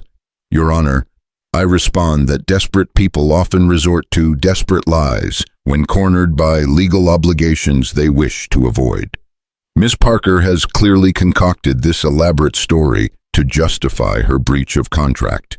And yet," Hammond said thoughtfully, "her account would explain why she was so desperate to escape her circumstances that she'd agree to marry a complete stranger. Or it would explain why she's proven herself untrustworthy and prone to deception," Dillard countered smoothly. "After all, she did deceive Mr. Boon about her identity when she arrived here. She's clearly willing to lie when it suits her purposes." The observation hit home, and Lydia saw doubt creep into some of the faces around her. She had lied, or at least misrepresented herself. How could she ask them to believe her now? "If I may, Your Honor," Pastor Henderson said, rising from his seat, "I'd like to speak to the character of both Mr. and Mrs. Boon." "Proceed, Pastor." Henderson faced the courtroom, his round face earnest and sincere. "I've known Caleb Boon for 15 years. He's a good man, perhaps eccentric in his choice to live alone in the mountains, but honest and decent to his core. If he says he's protecting this young woman from harm, then I believe him completely." He turned toward Lydia, his expression gentle. "As for Mrs. Boon, I've had the privilege of observing her these past few months as she's become part of our community. She's shown nothing but grace, dignity, and moral courage. The idea that such a person would invent elaborate lies for personal gain is simply inconceivable to me." "Thank you, Pastor," Hammond said. "However, character testimony, while valuable, doesn't resolve the legal issues at hand. Mr. Dillard, do you have additional evidence to support your claim?" "Indeed, I do, Your Honor." Dillard reached into his briefcase and produced another set of papers. A sworn affidavit from Mr. Ashford detailing Miss Parker's deceptive behavior and her breach of legal obligations. Also, documentation of the financial losses he's suffered due to her abandonment of her contracted duties. Hammond examined the new documents while the courtroom waited in tense silence. Lydia felt her heart sinking as she watched the judge's expression grow more troubled. "These appear to be properly executed legal documents," Hammond said finally. "Mr. Ashford claims significant financial damages and requests immediate return of his stepdaughter to fulfill her contractual obligations." "Your Honor," Caleb said desperately, "surely you can see what this really is. No legitimate businessman needs contracts like these to employ a 16-year-old girl. This is human trafficking dressed up in legal paperwork. That may well be true, Mr. Boon, but the law requires proof, not suspicion. Unless you can provide evidence that these contracts were obtained through fraud or coercion. Hammond's voice trailed off, and Lydia realized with growing horror that they were going to lose. Dillard had come too well prepared, his documentation too thorough, his legal arguments too polished. The truth of her situation didn't matter if they couldn't prove it in court. "Your Honor," came a new voice from the back of the courtroom. "If it please the court, I have information relevant to this case." All heads turned to see a woman standing near the courthouse doors, middle-aged, well-dressed, with the bearing of someone accustomed to being heard and heeded. Lydia's heart leaped as she recognized Margaret Whitfield, the woman whose place she'd taken on the stagecoach. "Who are you, madam?" Hammond asked. "Margaret Whitfield of Kansas City, Your Honor. I was the original mail-order bride intended for Mr. Boon, and I was staying at Mr. Ashford's establishment when I helped Miss Parker escape." The courtroom buzzed with renewed excitement. Dillard's face had gone pale, and for the first time since the proceedings began, his confidence appeared shaken. "You have direct knowledge of this matter, Mrs. Whitfield." "I do indeed, Your Honor. I was present when Mr. Ashford and his wife discussed their plans for Miss Parker. I witnessed the contracts being prepared, and I can testify to the true nature of Mr. Ashford's business." "Your Honor," Dillard said urgently, "this woman has no standing in this case. Her testimony is irrelevant to the legal issues at hand." "On the contrary, Mr. Dillard," Hammond replied, "if Mrs. Whitfield has direct knowledge of fraud or coercion in the formation of these contracts, her testimony is highly relevant. Madam, please approach and be sworn in." Margaret Whitfield walked to the front of the courtroom with steady purpose, her eyes meeting Lydia's briefly with an expression of warm encouragement. She placed her hand on the Bible and swore to tell the truth, then faced the packed courtroom with impressive composure. "Mrs. Whitfield," Hammond began, "please tell the court what you observed at Mr. Ashford's establishment." "I arrived in Kansas City 3 weeks ago to catch the stagecoach to Colorado," Margaret began, her voice clear and strong. "Mr. Ashford's boarding house was recommended as a respectable place for a lady to stay. However, I quickly discovered that the recommendation was inaccurate." "In what way?" "The establishment was indeed a brothel, Your Honor, though one that operated under the guise of a boarding house. Young women were kept there against their will, forced to entertain male customers for the financial benefit of Mr. Ashford and his associates." Dillard jumped to his feet. "Objection, Your Honor. This is nothing but hearsay and speculation. Overruled. Continue, Mrs. Whitfield." "I witnessed Miss Parker being threatened by both Mr. Ashford and his wife when she refused to cooperate with their plans. They made it clear that she would be forced into prostitution whether she agreed or not. Mr. Dillard was present during these conversations discussing how the contracts could be enforced if Miss Parker continued to resist." The courtroom was dead silent now, everyone hanging on Margaret's every word. Even Dillard seemed to realize that his carefully constructed case was crumbling around him. "Can you describe these contracts, Mrs. Whitfield?" "They were designed to appear legitimate on the surface employment agreements for work in the hospitality industry, but the terms were deliberately vague, and Mr. Dillard explained how they could be interpreted to justify any demands Mr. Ashford chose to make. The contracts essentially gave him complete control over Miss Parker's life and body." "And what led you to help Miss Parker escape?" Margaret's voice softened as she looked toward Lydia. "I recognized a kindred spirit, a woman trapped by circumstances beyond her control, facing a future that would destroy her soul, if not her body. When I decided not to travel to Colorado myself, I realized I could offer her the chance I was giving up." "So you gave her your ticket and identification?" "I did. And I told her that if anyone came looking for her, I would tell the truth about what I'd witnessed at Mr. Ashford's establishment." Hammond turned his attention back to Dillard, whose composure had completely evaporated.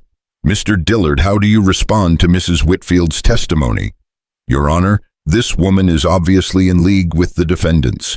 Her testimony is biased and unreliable. She has no legal standing in this matter, and her word cannot override properly executed contracts.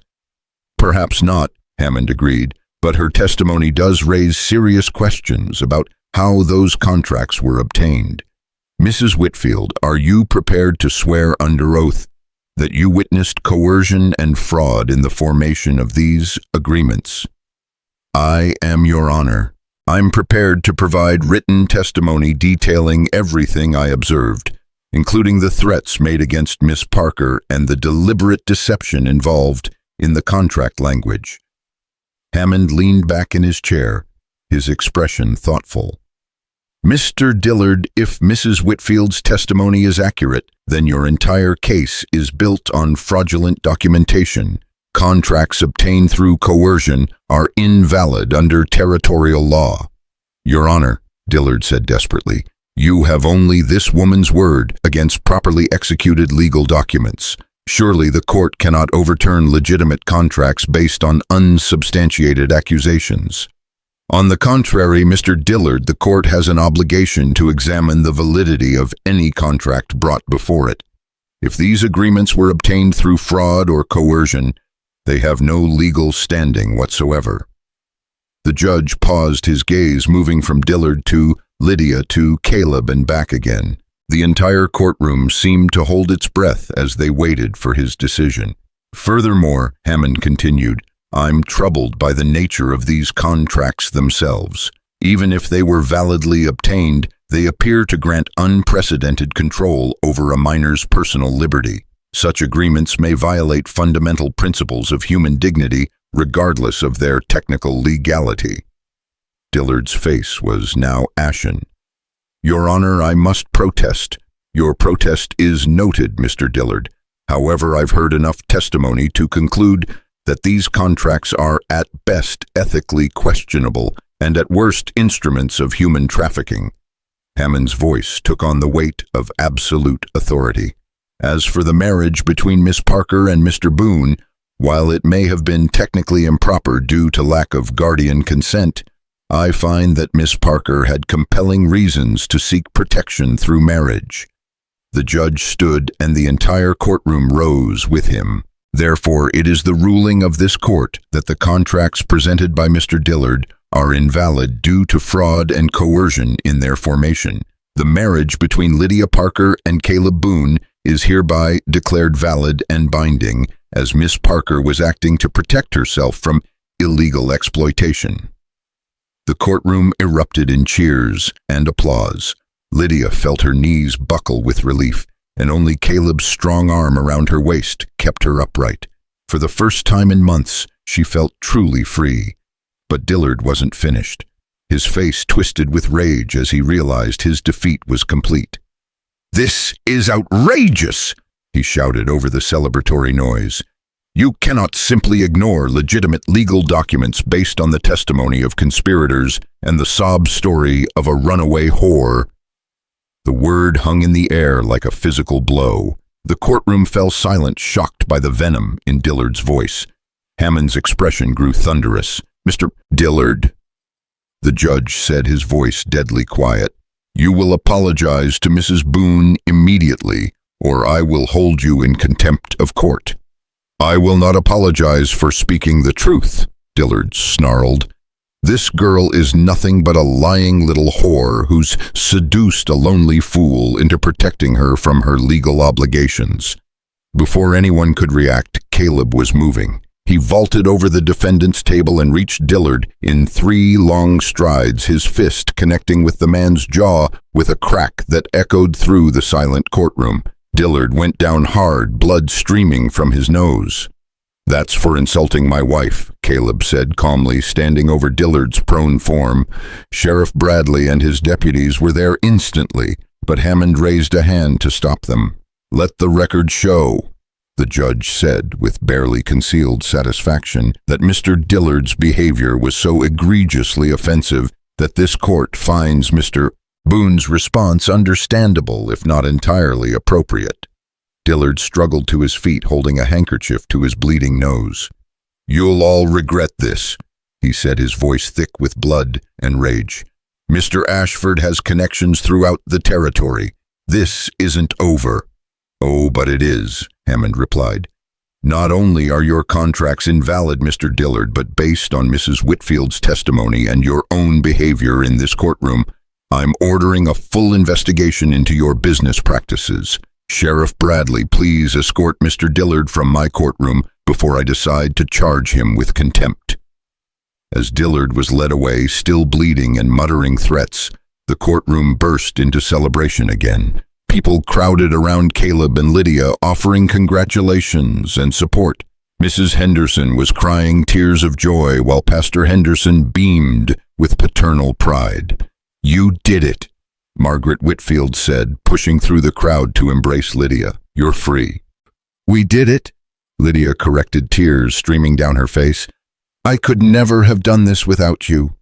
"Without all of us," Caleb added, his arm tightening protectively around his wife's waist. This was a community effort. As they finally made their way out of the courthouse, Lydia felt as if she were walking in a dream. The nightmare that had haunted her for months was finally over.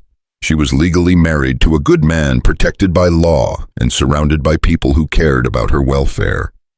The late afternoon sun painted the town in shades of gold and amber as they walked toward their horses.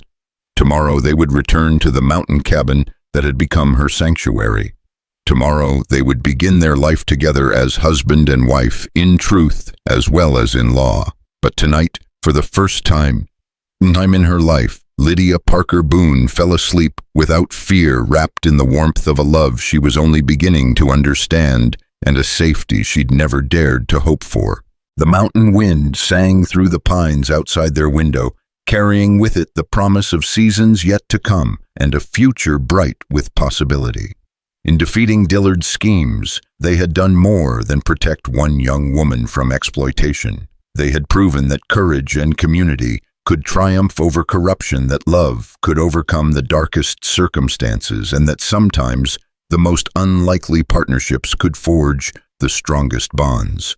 The virgin mountain man and the frightened girl had become something neither had expected: partners, protectors, and, in the eyes of God and the law, husband and wife. Their love story was just beginning. The ride back to the cabin through the gathering dusk felt like a journey into a new world. Every familiar landmark along the mountain trail, the lightning-split pine, the creek crossing the rocky outcrop where eagles nested, seemed transformed by the day's events. Lydia was no longer a frightened girl seeking temporary shelter. She was Mrs. Caleb Boon, riding home with her husband after their marriage had been tested by fire and emerged stronger than forged steel.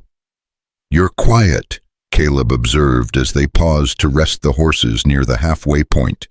The first stars were beginning to appear in the darkening sky, and somewhere in the distance a wolf howled its ancient song to the moon.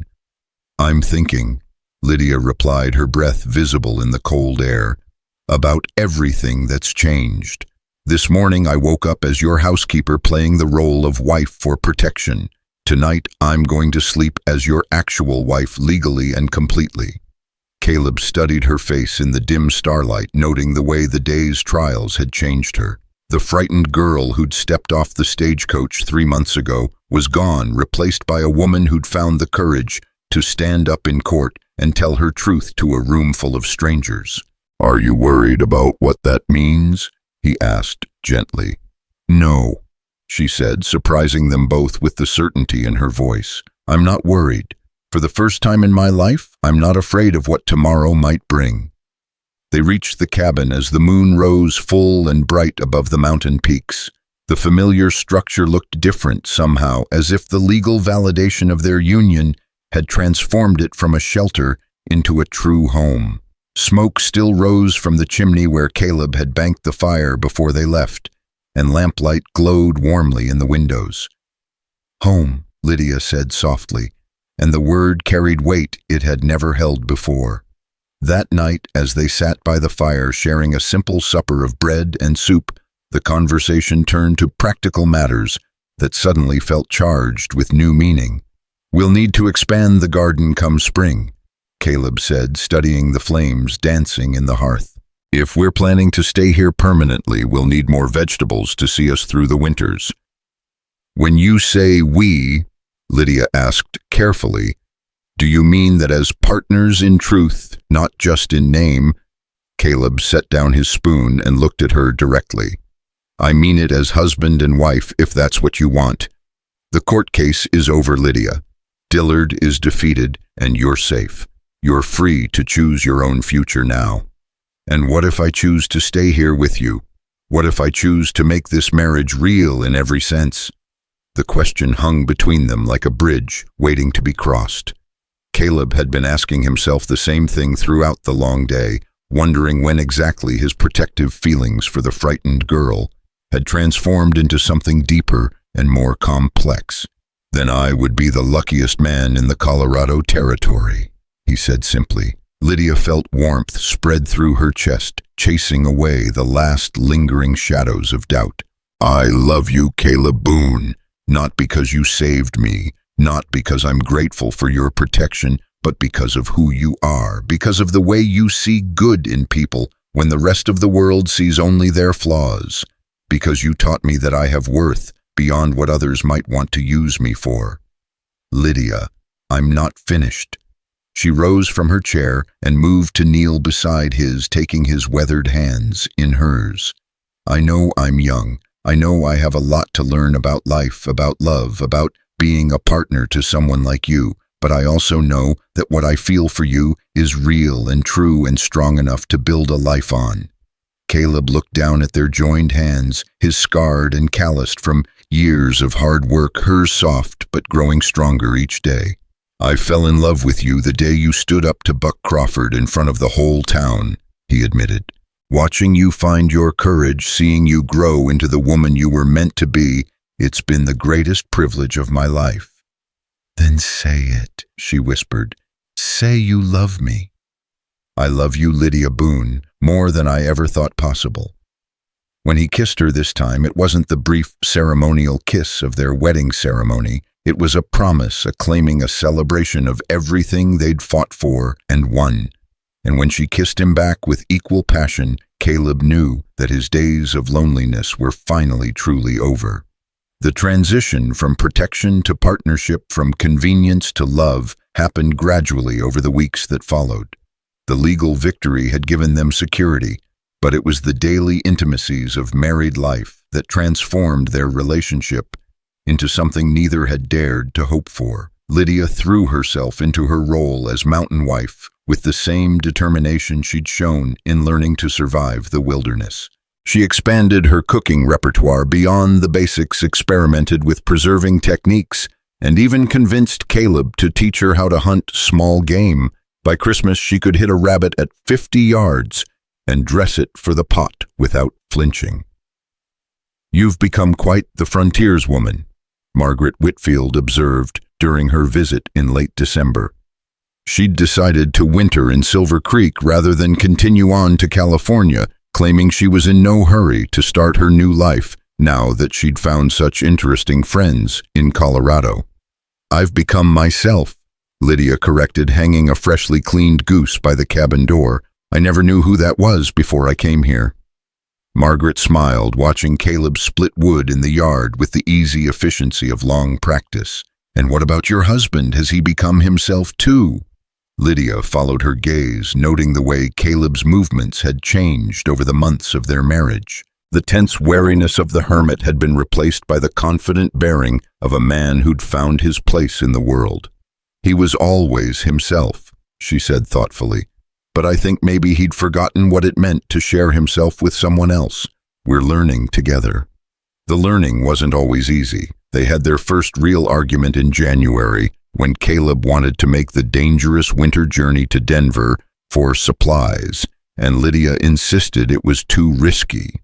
Their second fight came a week later when Lydia tried to reorganize his tools and couldn't find anything for 3 days. Each conflict taught them something new about compromise, about the give and take required to make a partnership work. Marriage isn't about never disagreeing, Caleb said one evening as they reconciled, after a particularly heated discussion about whether to get a second cow. It's about fighting fair and making up better. Is that frontier wisdom? Lydia asked, curling against his side on the small sofa he'd built for the cabin's main room. That's Caleb Boon wisdom learned the hard way over the past 6 months. Spring came early that year, melting the mountain snows by March and revealing a world green with possibility.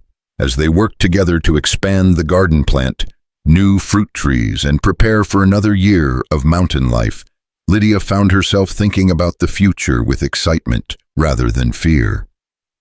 "What do you think about children?" she asked one warm April evening as they sat on the cabin's front porch, watching the sunset paint the peaks in shades of rose and gold. Caleb's hand stilled where it had been stroking her hair. "Children, our children, sons and daughters to raise in these mountains to teach the things you've taught me." The idea had been growing in his mind for months, though he'd been afraid to voice it. The image of Lydia round with his child of small faces around their dinner table, of voices other than their own filling the cabin with laughter, it painted a picture of completeness he'd never dared to imagine. "I think," he said carefully, "that any child raised by you would be lucky indeed." "By us," she corrected. "We're a team now, remember?"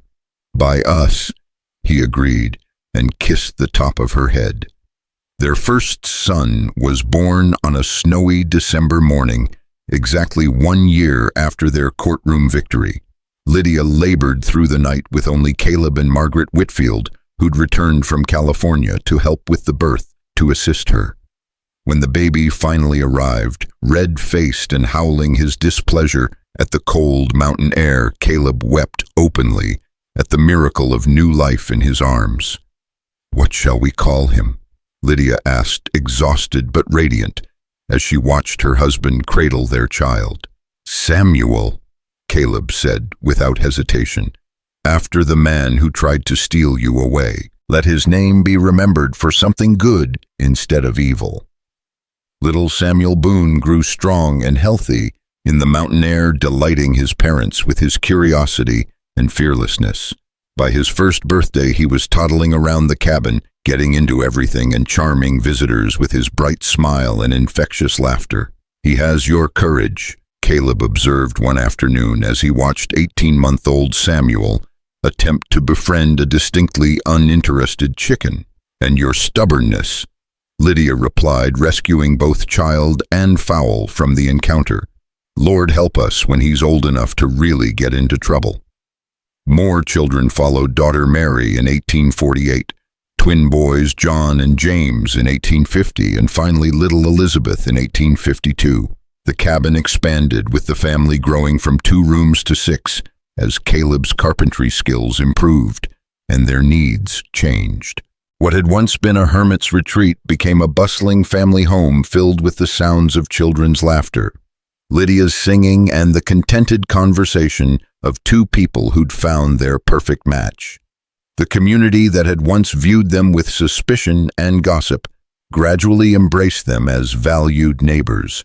Caleb's expertise in mountain survival made him a sought-after guide for new settlers, while Lydia's skills in preserving food and treating minor ailments made her an unofficial physician for families throughout the valley. They hosted harvest celebrations, Christmas gatherings, and barn raisings that brought together neighbors from miles around. "Remember when folks called us the Virgin Hermit and the Fat Girl?" Lydia asked one summer evening in 1855 as they watched their children play in the yard, while friends and neighbors shared supper on their expanded porch. "I remember when we were 2 broken people who found each other by accident," Caleb replied, pulling her close. "Everything else is just details." The real Samuel Dillard had disappeared after his defeat in court.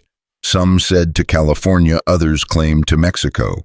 His employer, Jeremiah Ashford, had been arrested 6 months later when Margaret Whitfield's testimony led to a broader investigation of trafficking operations throughout the territory. The network of corruption they'd uncovered stretched from Kansas City to San Francisco, resulting in dozens of arrests and the rescue of countless young women from forced prostitution. Do you ever wonder what would have happened if I'd actually been Margaret Whitfield? Lydia asked during one of their rare moments alone after the children were finally asleep and the evening chores were done. Every day, Caleb admitted. But then I remember that we don't get to choose how love finds us.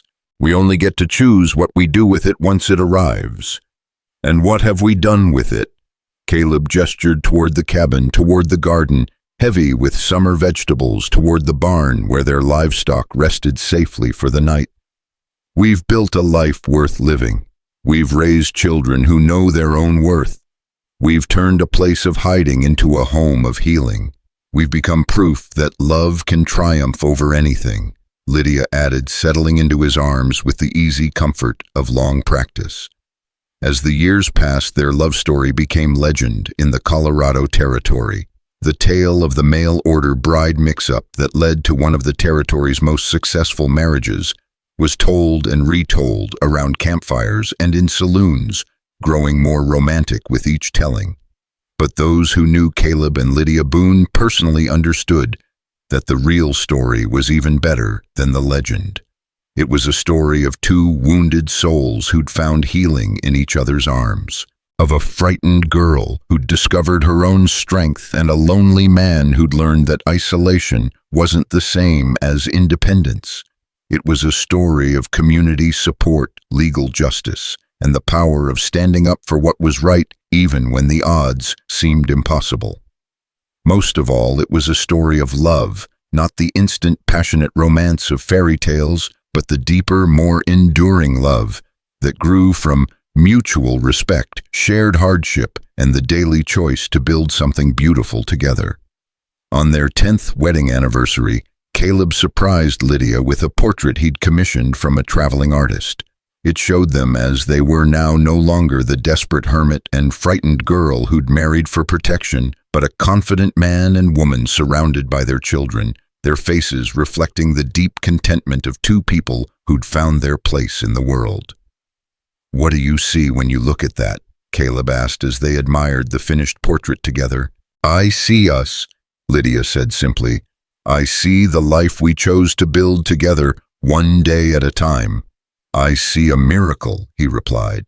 "I see what happens when God decides to answer prayers you didn't even know you were praying." Their children grew up hearing the story of how their parents met, how their mother's courage and their father's protection had triumphed over those who would have destroyed her. Samuel became a lawyer, dedicating his career to fighting human trafficking. Mary married a doctor and worked alongside him to provide medical care to frontier families.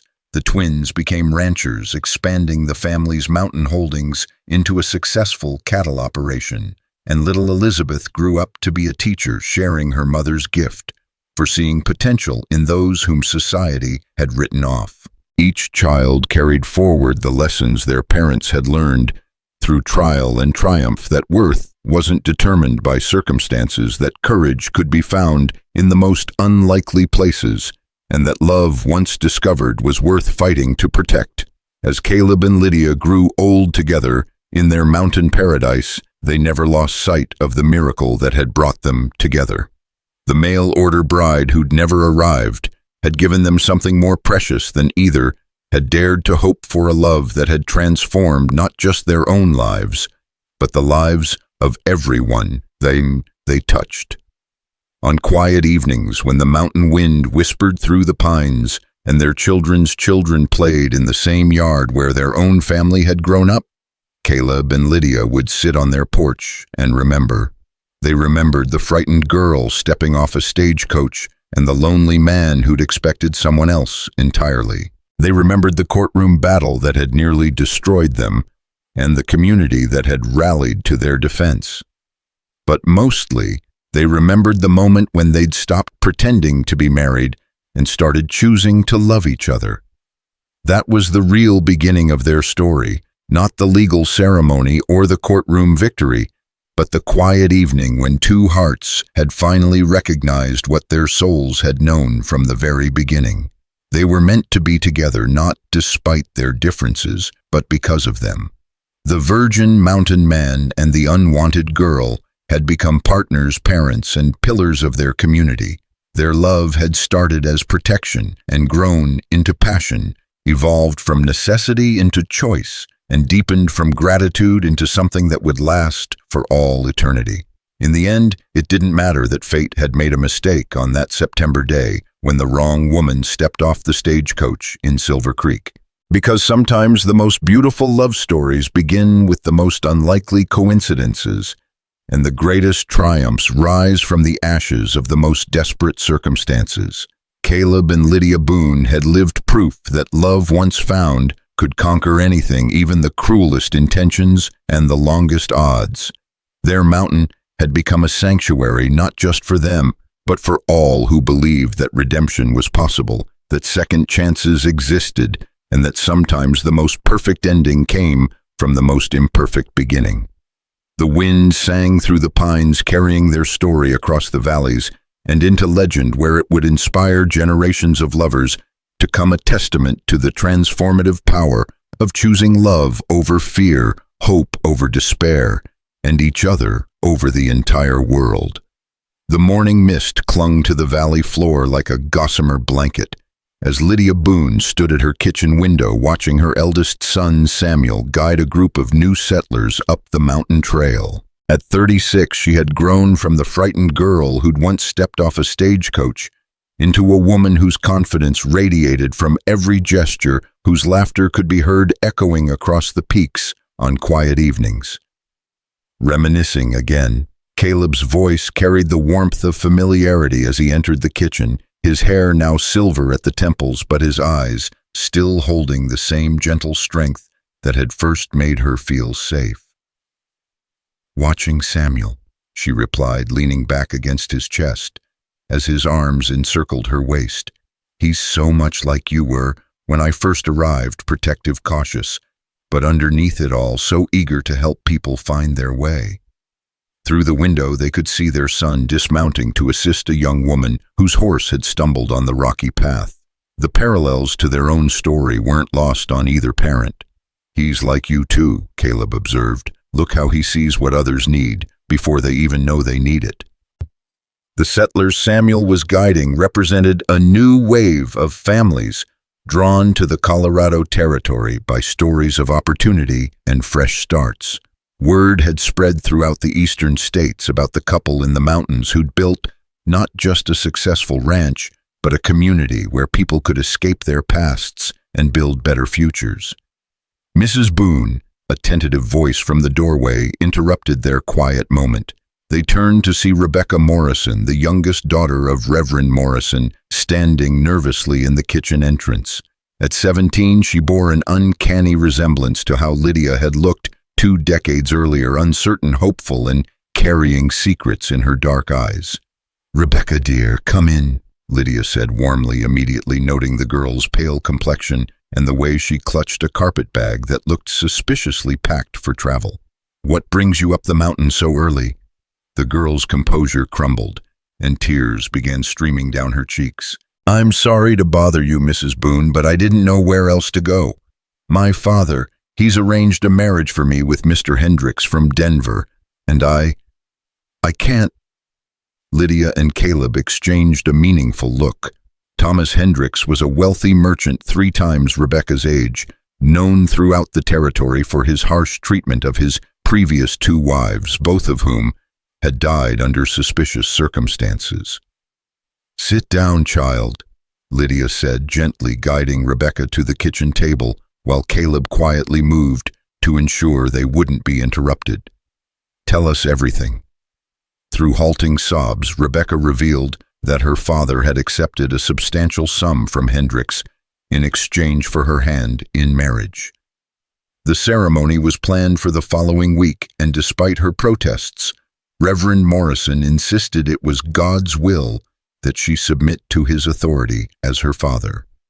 "I know it's wrong to run away," Rebecca whispered, "but Mrs. Boon, you of all people must understand. I've heard the stories about how you escaped a terrible fate. I was hoping..." I was praying that maybe you could help me find another way." Lydia felt the familiar fire of protective anger kindle in her chest. 20 years had passed since her own escape, but the sight of another young woman trapped by the greed and callousness of men who should have protected her brought back every emotion from those desperate days. "Rebecca," she said firmly, taking the girl's hands in hers, "you are not wrong to want to choose your own future, and you've come to the right place." Over the next hour, Lydia and Caleb listened as Rebecca poured out her story. She'd been in love with the young blacksmith's apprentice David Chen, whose family had immigrated from China the previous year. But Reverend Morrison had forbidden the relationship, citing both racial prejudice and the fact that David had no money to offer for her hand. "I don't care about money," Rebecca said passionately. "David is kind and hardworking and treats me like I have value beyond what I might bring to a marriage. But my father says I'm being foolish, that a woman can't afford to choose love over security." "Your father is wrong," Caleb said quietly, speaking for the first time since Rebecca had begun her story. "Love is the only foundation strong enough to build a life on. Everything else, money, status, social approval, those things fade. But love, real love, only grows stronger with time." "You really believe that?" Rebecca asked, hope beginning to replace despair in her voice. "We've been living proof of it for 20 years.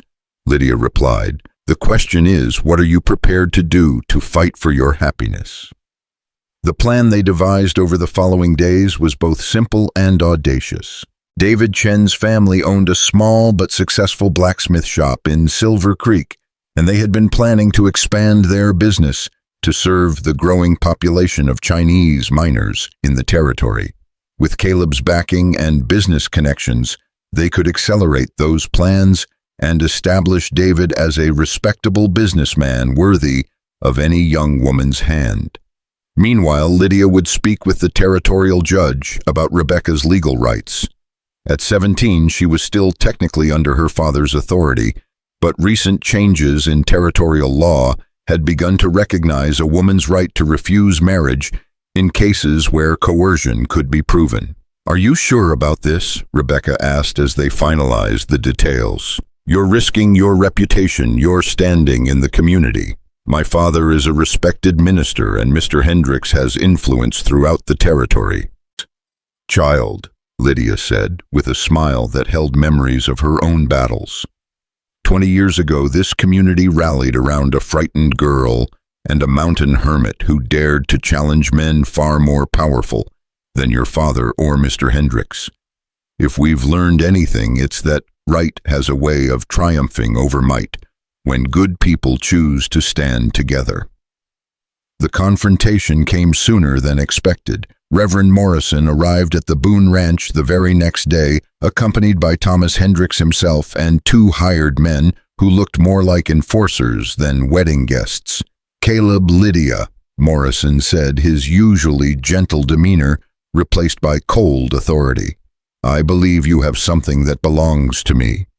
"If you're referring to Rebecca," Lydia replied calmly, stepping onto the porch beside her husband, "she's a human being, not property. She belongs to herself." Hendricks, a corpulent man with cold eyes and soft hands that had never known honest work, laughed unpleasantly. "Mrs. Boon, while I admire your feminist sympathies, the law is quite clear. Miss Morrison is under her father's authority until she marries, at which point she'll be under mine. This romantic notion of choice is all well and good, but it has no place in the real world." "The real world," Caleb said, his voice carrying the quiet menace that had once made Samuel Dillard back down, "is about to change for you, Hendricks." From the barn emerged not just Rebecca and David Chen, but also Judge Hammond, Sheriff Bradley, and a dozen of the territory's most respected citizens, all of whom had personal reasons to distrust Thomas Hendricks and his business practices. "Gentlemen," Judge Hammond said formally, "I've been investigating certain irregularities in Mr. Hendricks's business dealings, including allegations of fraud and conspiracy to violate territorial laws regarding forced marriage." Hendricks's face went pale. This is preposterous. I have every legal right to marry the girl. Her father has accepted my proposal in good faith. Actually, Hammond continued producing a set of legal documents. Recent territorial legislation has clarified that no woman can be compelled to marry against her will, regardless of parental consent. Miss Morrison has formally filed a complaint alleging coercion and intimidation. Furthermore, Sheriff Bradley added, we've received testimony from Mr. Hendricks's former household staff regarding the suspicious deaths of his previous wives. There's going to be a full investigation. The hired men Hendricks had brought began to edge away, clearly unwilling to be associated with their employers' mounting legal troubles. Reverend Morrison looked stricken as he realized how thoroughly he'd been manipulated. "Rebecca," he said, his voice breaking, "I thought I was protecting you. Hendricks told me you'd be provided for, that he'd take care of you." "The way he took care of his other wives?" Rebecca asked, stepping forward with David at her side. "Father, I know you love me, but love means wanting someone to be happy, not just safe." The resolution came swiftly after that. Hendricks was arrested pending investigation, his business assets frozen until the territorial authorities could determine the extent of his criminal activities. Reverend Morrison, faced with the evidence of how badly he'd misjudged the situation, withdrew his objection to Rebecca's relationship with David Chen. The wedding took place 3 months later in the same church, where Caleb and Lydia had been married 20 years earlier. It was a celebration that brought together the entire community, bridging cultural divides as families shared food, music, and stories from their different traditions. "Look at them," Lydia said to Caleb as they watched Rebecca and David dancing to music played by a combination of Chinese instruments and frontier fiddles. "They remind me of us at that age, so much hope, so much possibility ahead of them." "They have something we didn't have, though," Caleb observed. "They have a community that believes in love over convenience, in choice over obligation. That's your legacy, Lydia. You've helped create a place where young people don't have to choose between safety and happiness." As the celebration continued into the night, other couples approached the Boons to share their own stories of love, triumphing over adversity. The Chinese miner who'd married the Irish immigrant's daughter, the former slave who'd found love with the Scandinavian widow, the Mexican vaquero who'd won the heart of the banker's daughter despite her family's initial objections. Each story was different, but they all shared common threads: courage in the face of opposition, communities that had learned to value character over circumstances, and the growing understanding that love was too precious to be sacrificed on the altar of social convention. "You know what I find most remarkable?" Margaret Whitfield said, joining the Boons as they watched the festivities. Now, in her 60s, she had become something of a legend herself, having used her testimony in the Dillard case to launch a career as an advocate for women's rights throughout the Western Territories. "What's that?" Lydia asked. 20 years ago, you were the exception, a young woman who dared to escape an impossible situation. Tonight you're surrounded by dozens of couples who've made similar choices, who've chosen love over conformity. You didn't just save yourself, Lydia. You changed what was possible for everyone who came after you. As the evening wound down and the guests began to depart, the Boon family gathered on their porch to watch the stars emerge over the mountain peaks. Their children, now ranging from Samuel's 21 years to little Elizabeth's 7, clustered around their parents with the easy affection of a family that had always prioritized love over convention. "Tell us the story again," Elizabeth requested, curling up against her mother's side. "Tell us about the day you and Papa met."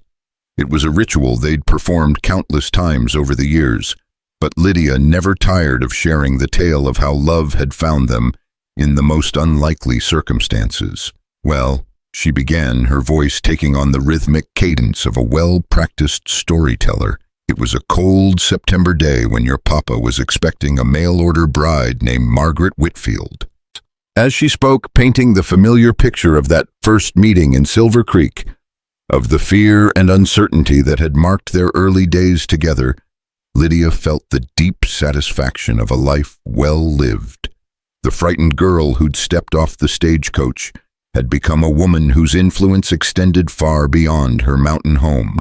Through their children, their example, and their willingness to stand up for others, facing similar struggles, she and Caleb had helped create a new kind of community, one where courage was rewarded, where love was celebrated, and where the powerful could no longer prey on the vulnerable without consequence. "And they lived happily ever after," Elizabeth said sleepily as the story reached its familiar conclusion. "They lived," Lydia corrected gently, "love-filled ever after, because happiness comes and goes, sweetheart, but love, real love, that lasts forever." As the family finally went inside for the night, Caleb and Lydia lingered on the porch, reluctant to end this perfect day.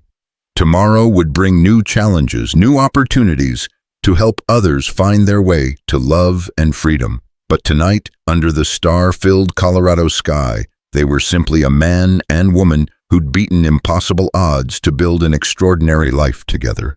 "Any regrets?" Caleb asked, echoing a question they'd asked each other on countless anniversaries over the years. "Only one," Lydia replied, settling into his arms with the easy familiarity of 2 decades of marriage. "What's that?" "I regret that it took me 16 years to find you," she said, smiling at his surprised laughter. "Think of all the adventures we missed." "Then we'll just have to make the next 20 years count for 40, he replied, kissing her temple with the tender devotion that had never dimmed despite the passage of time. And in the distance, carried on the mountain wind, came the sound of Rebecca and David Chen's laughter as they began their own journey into love protected by the community that Caleb and Lydia Boon had helped create, a place where the most unlikely love stories could unfold, where second chances were always possible, and where courage and compassion could triumph over the darkest circumstances.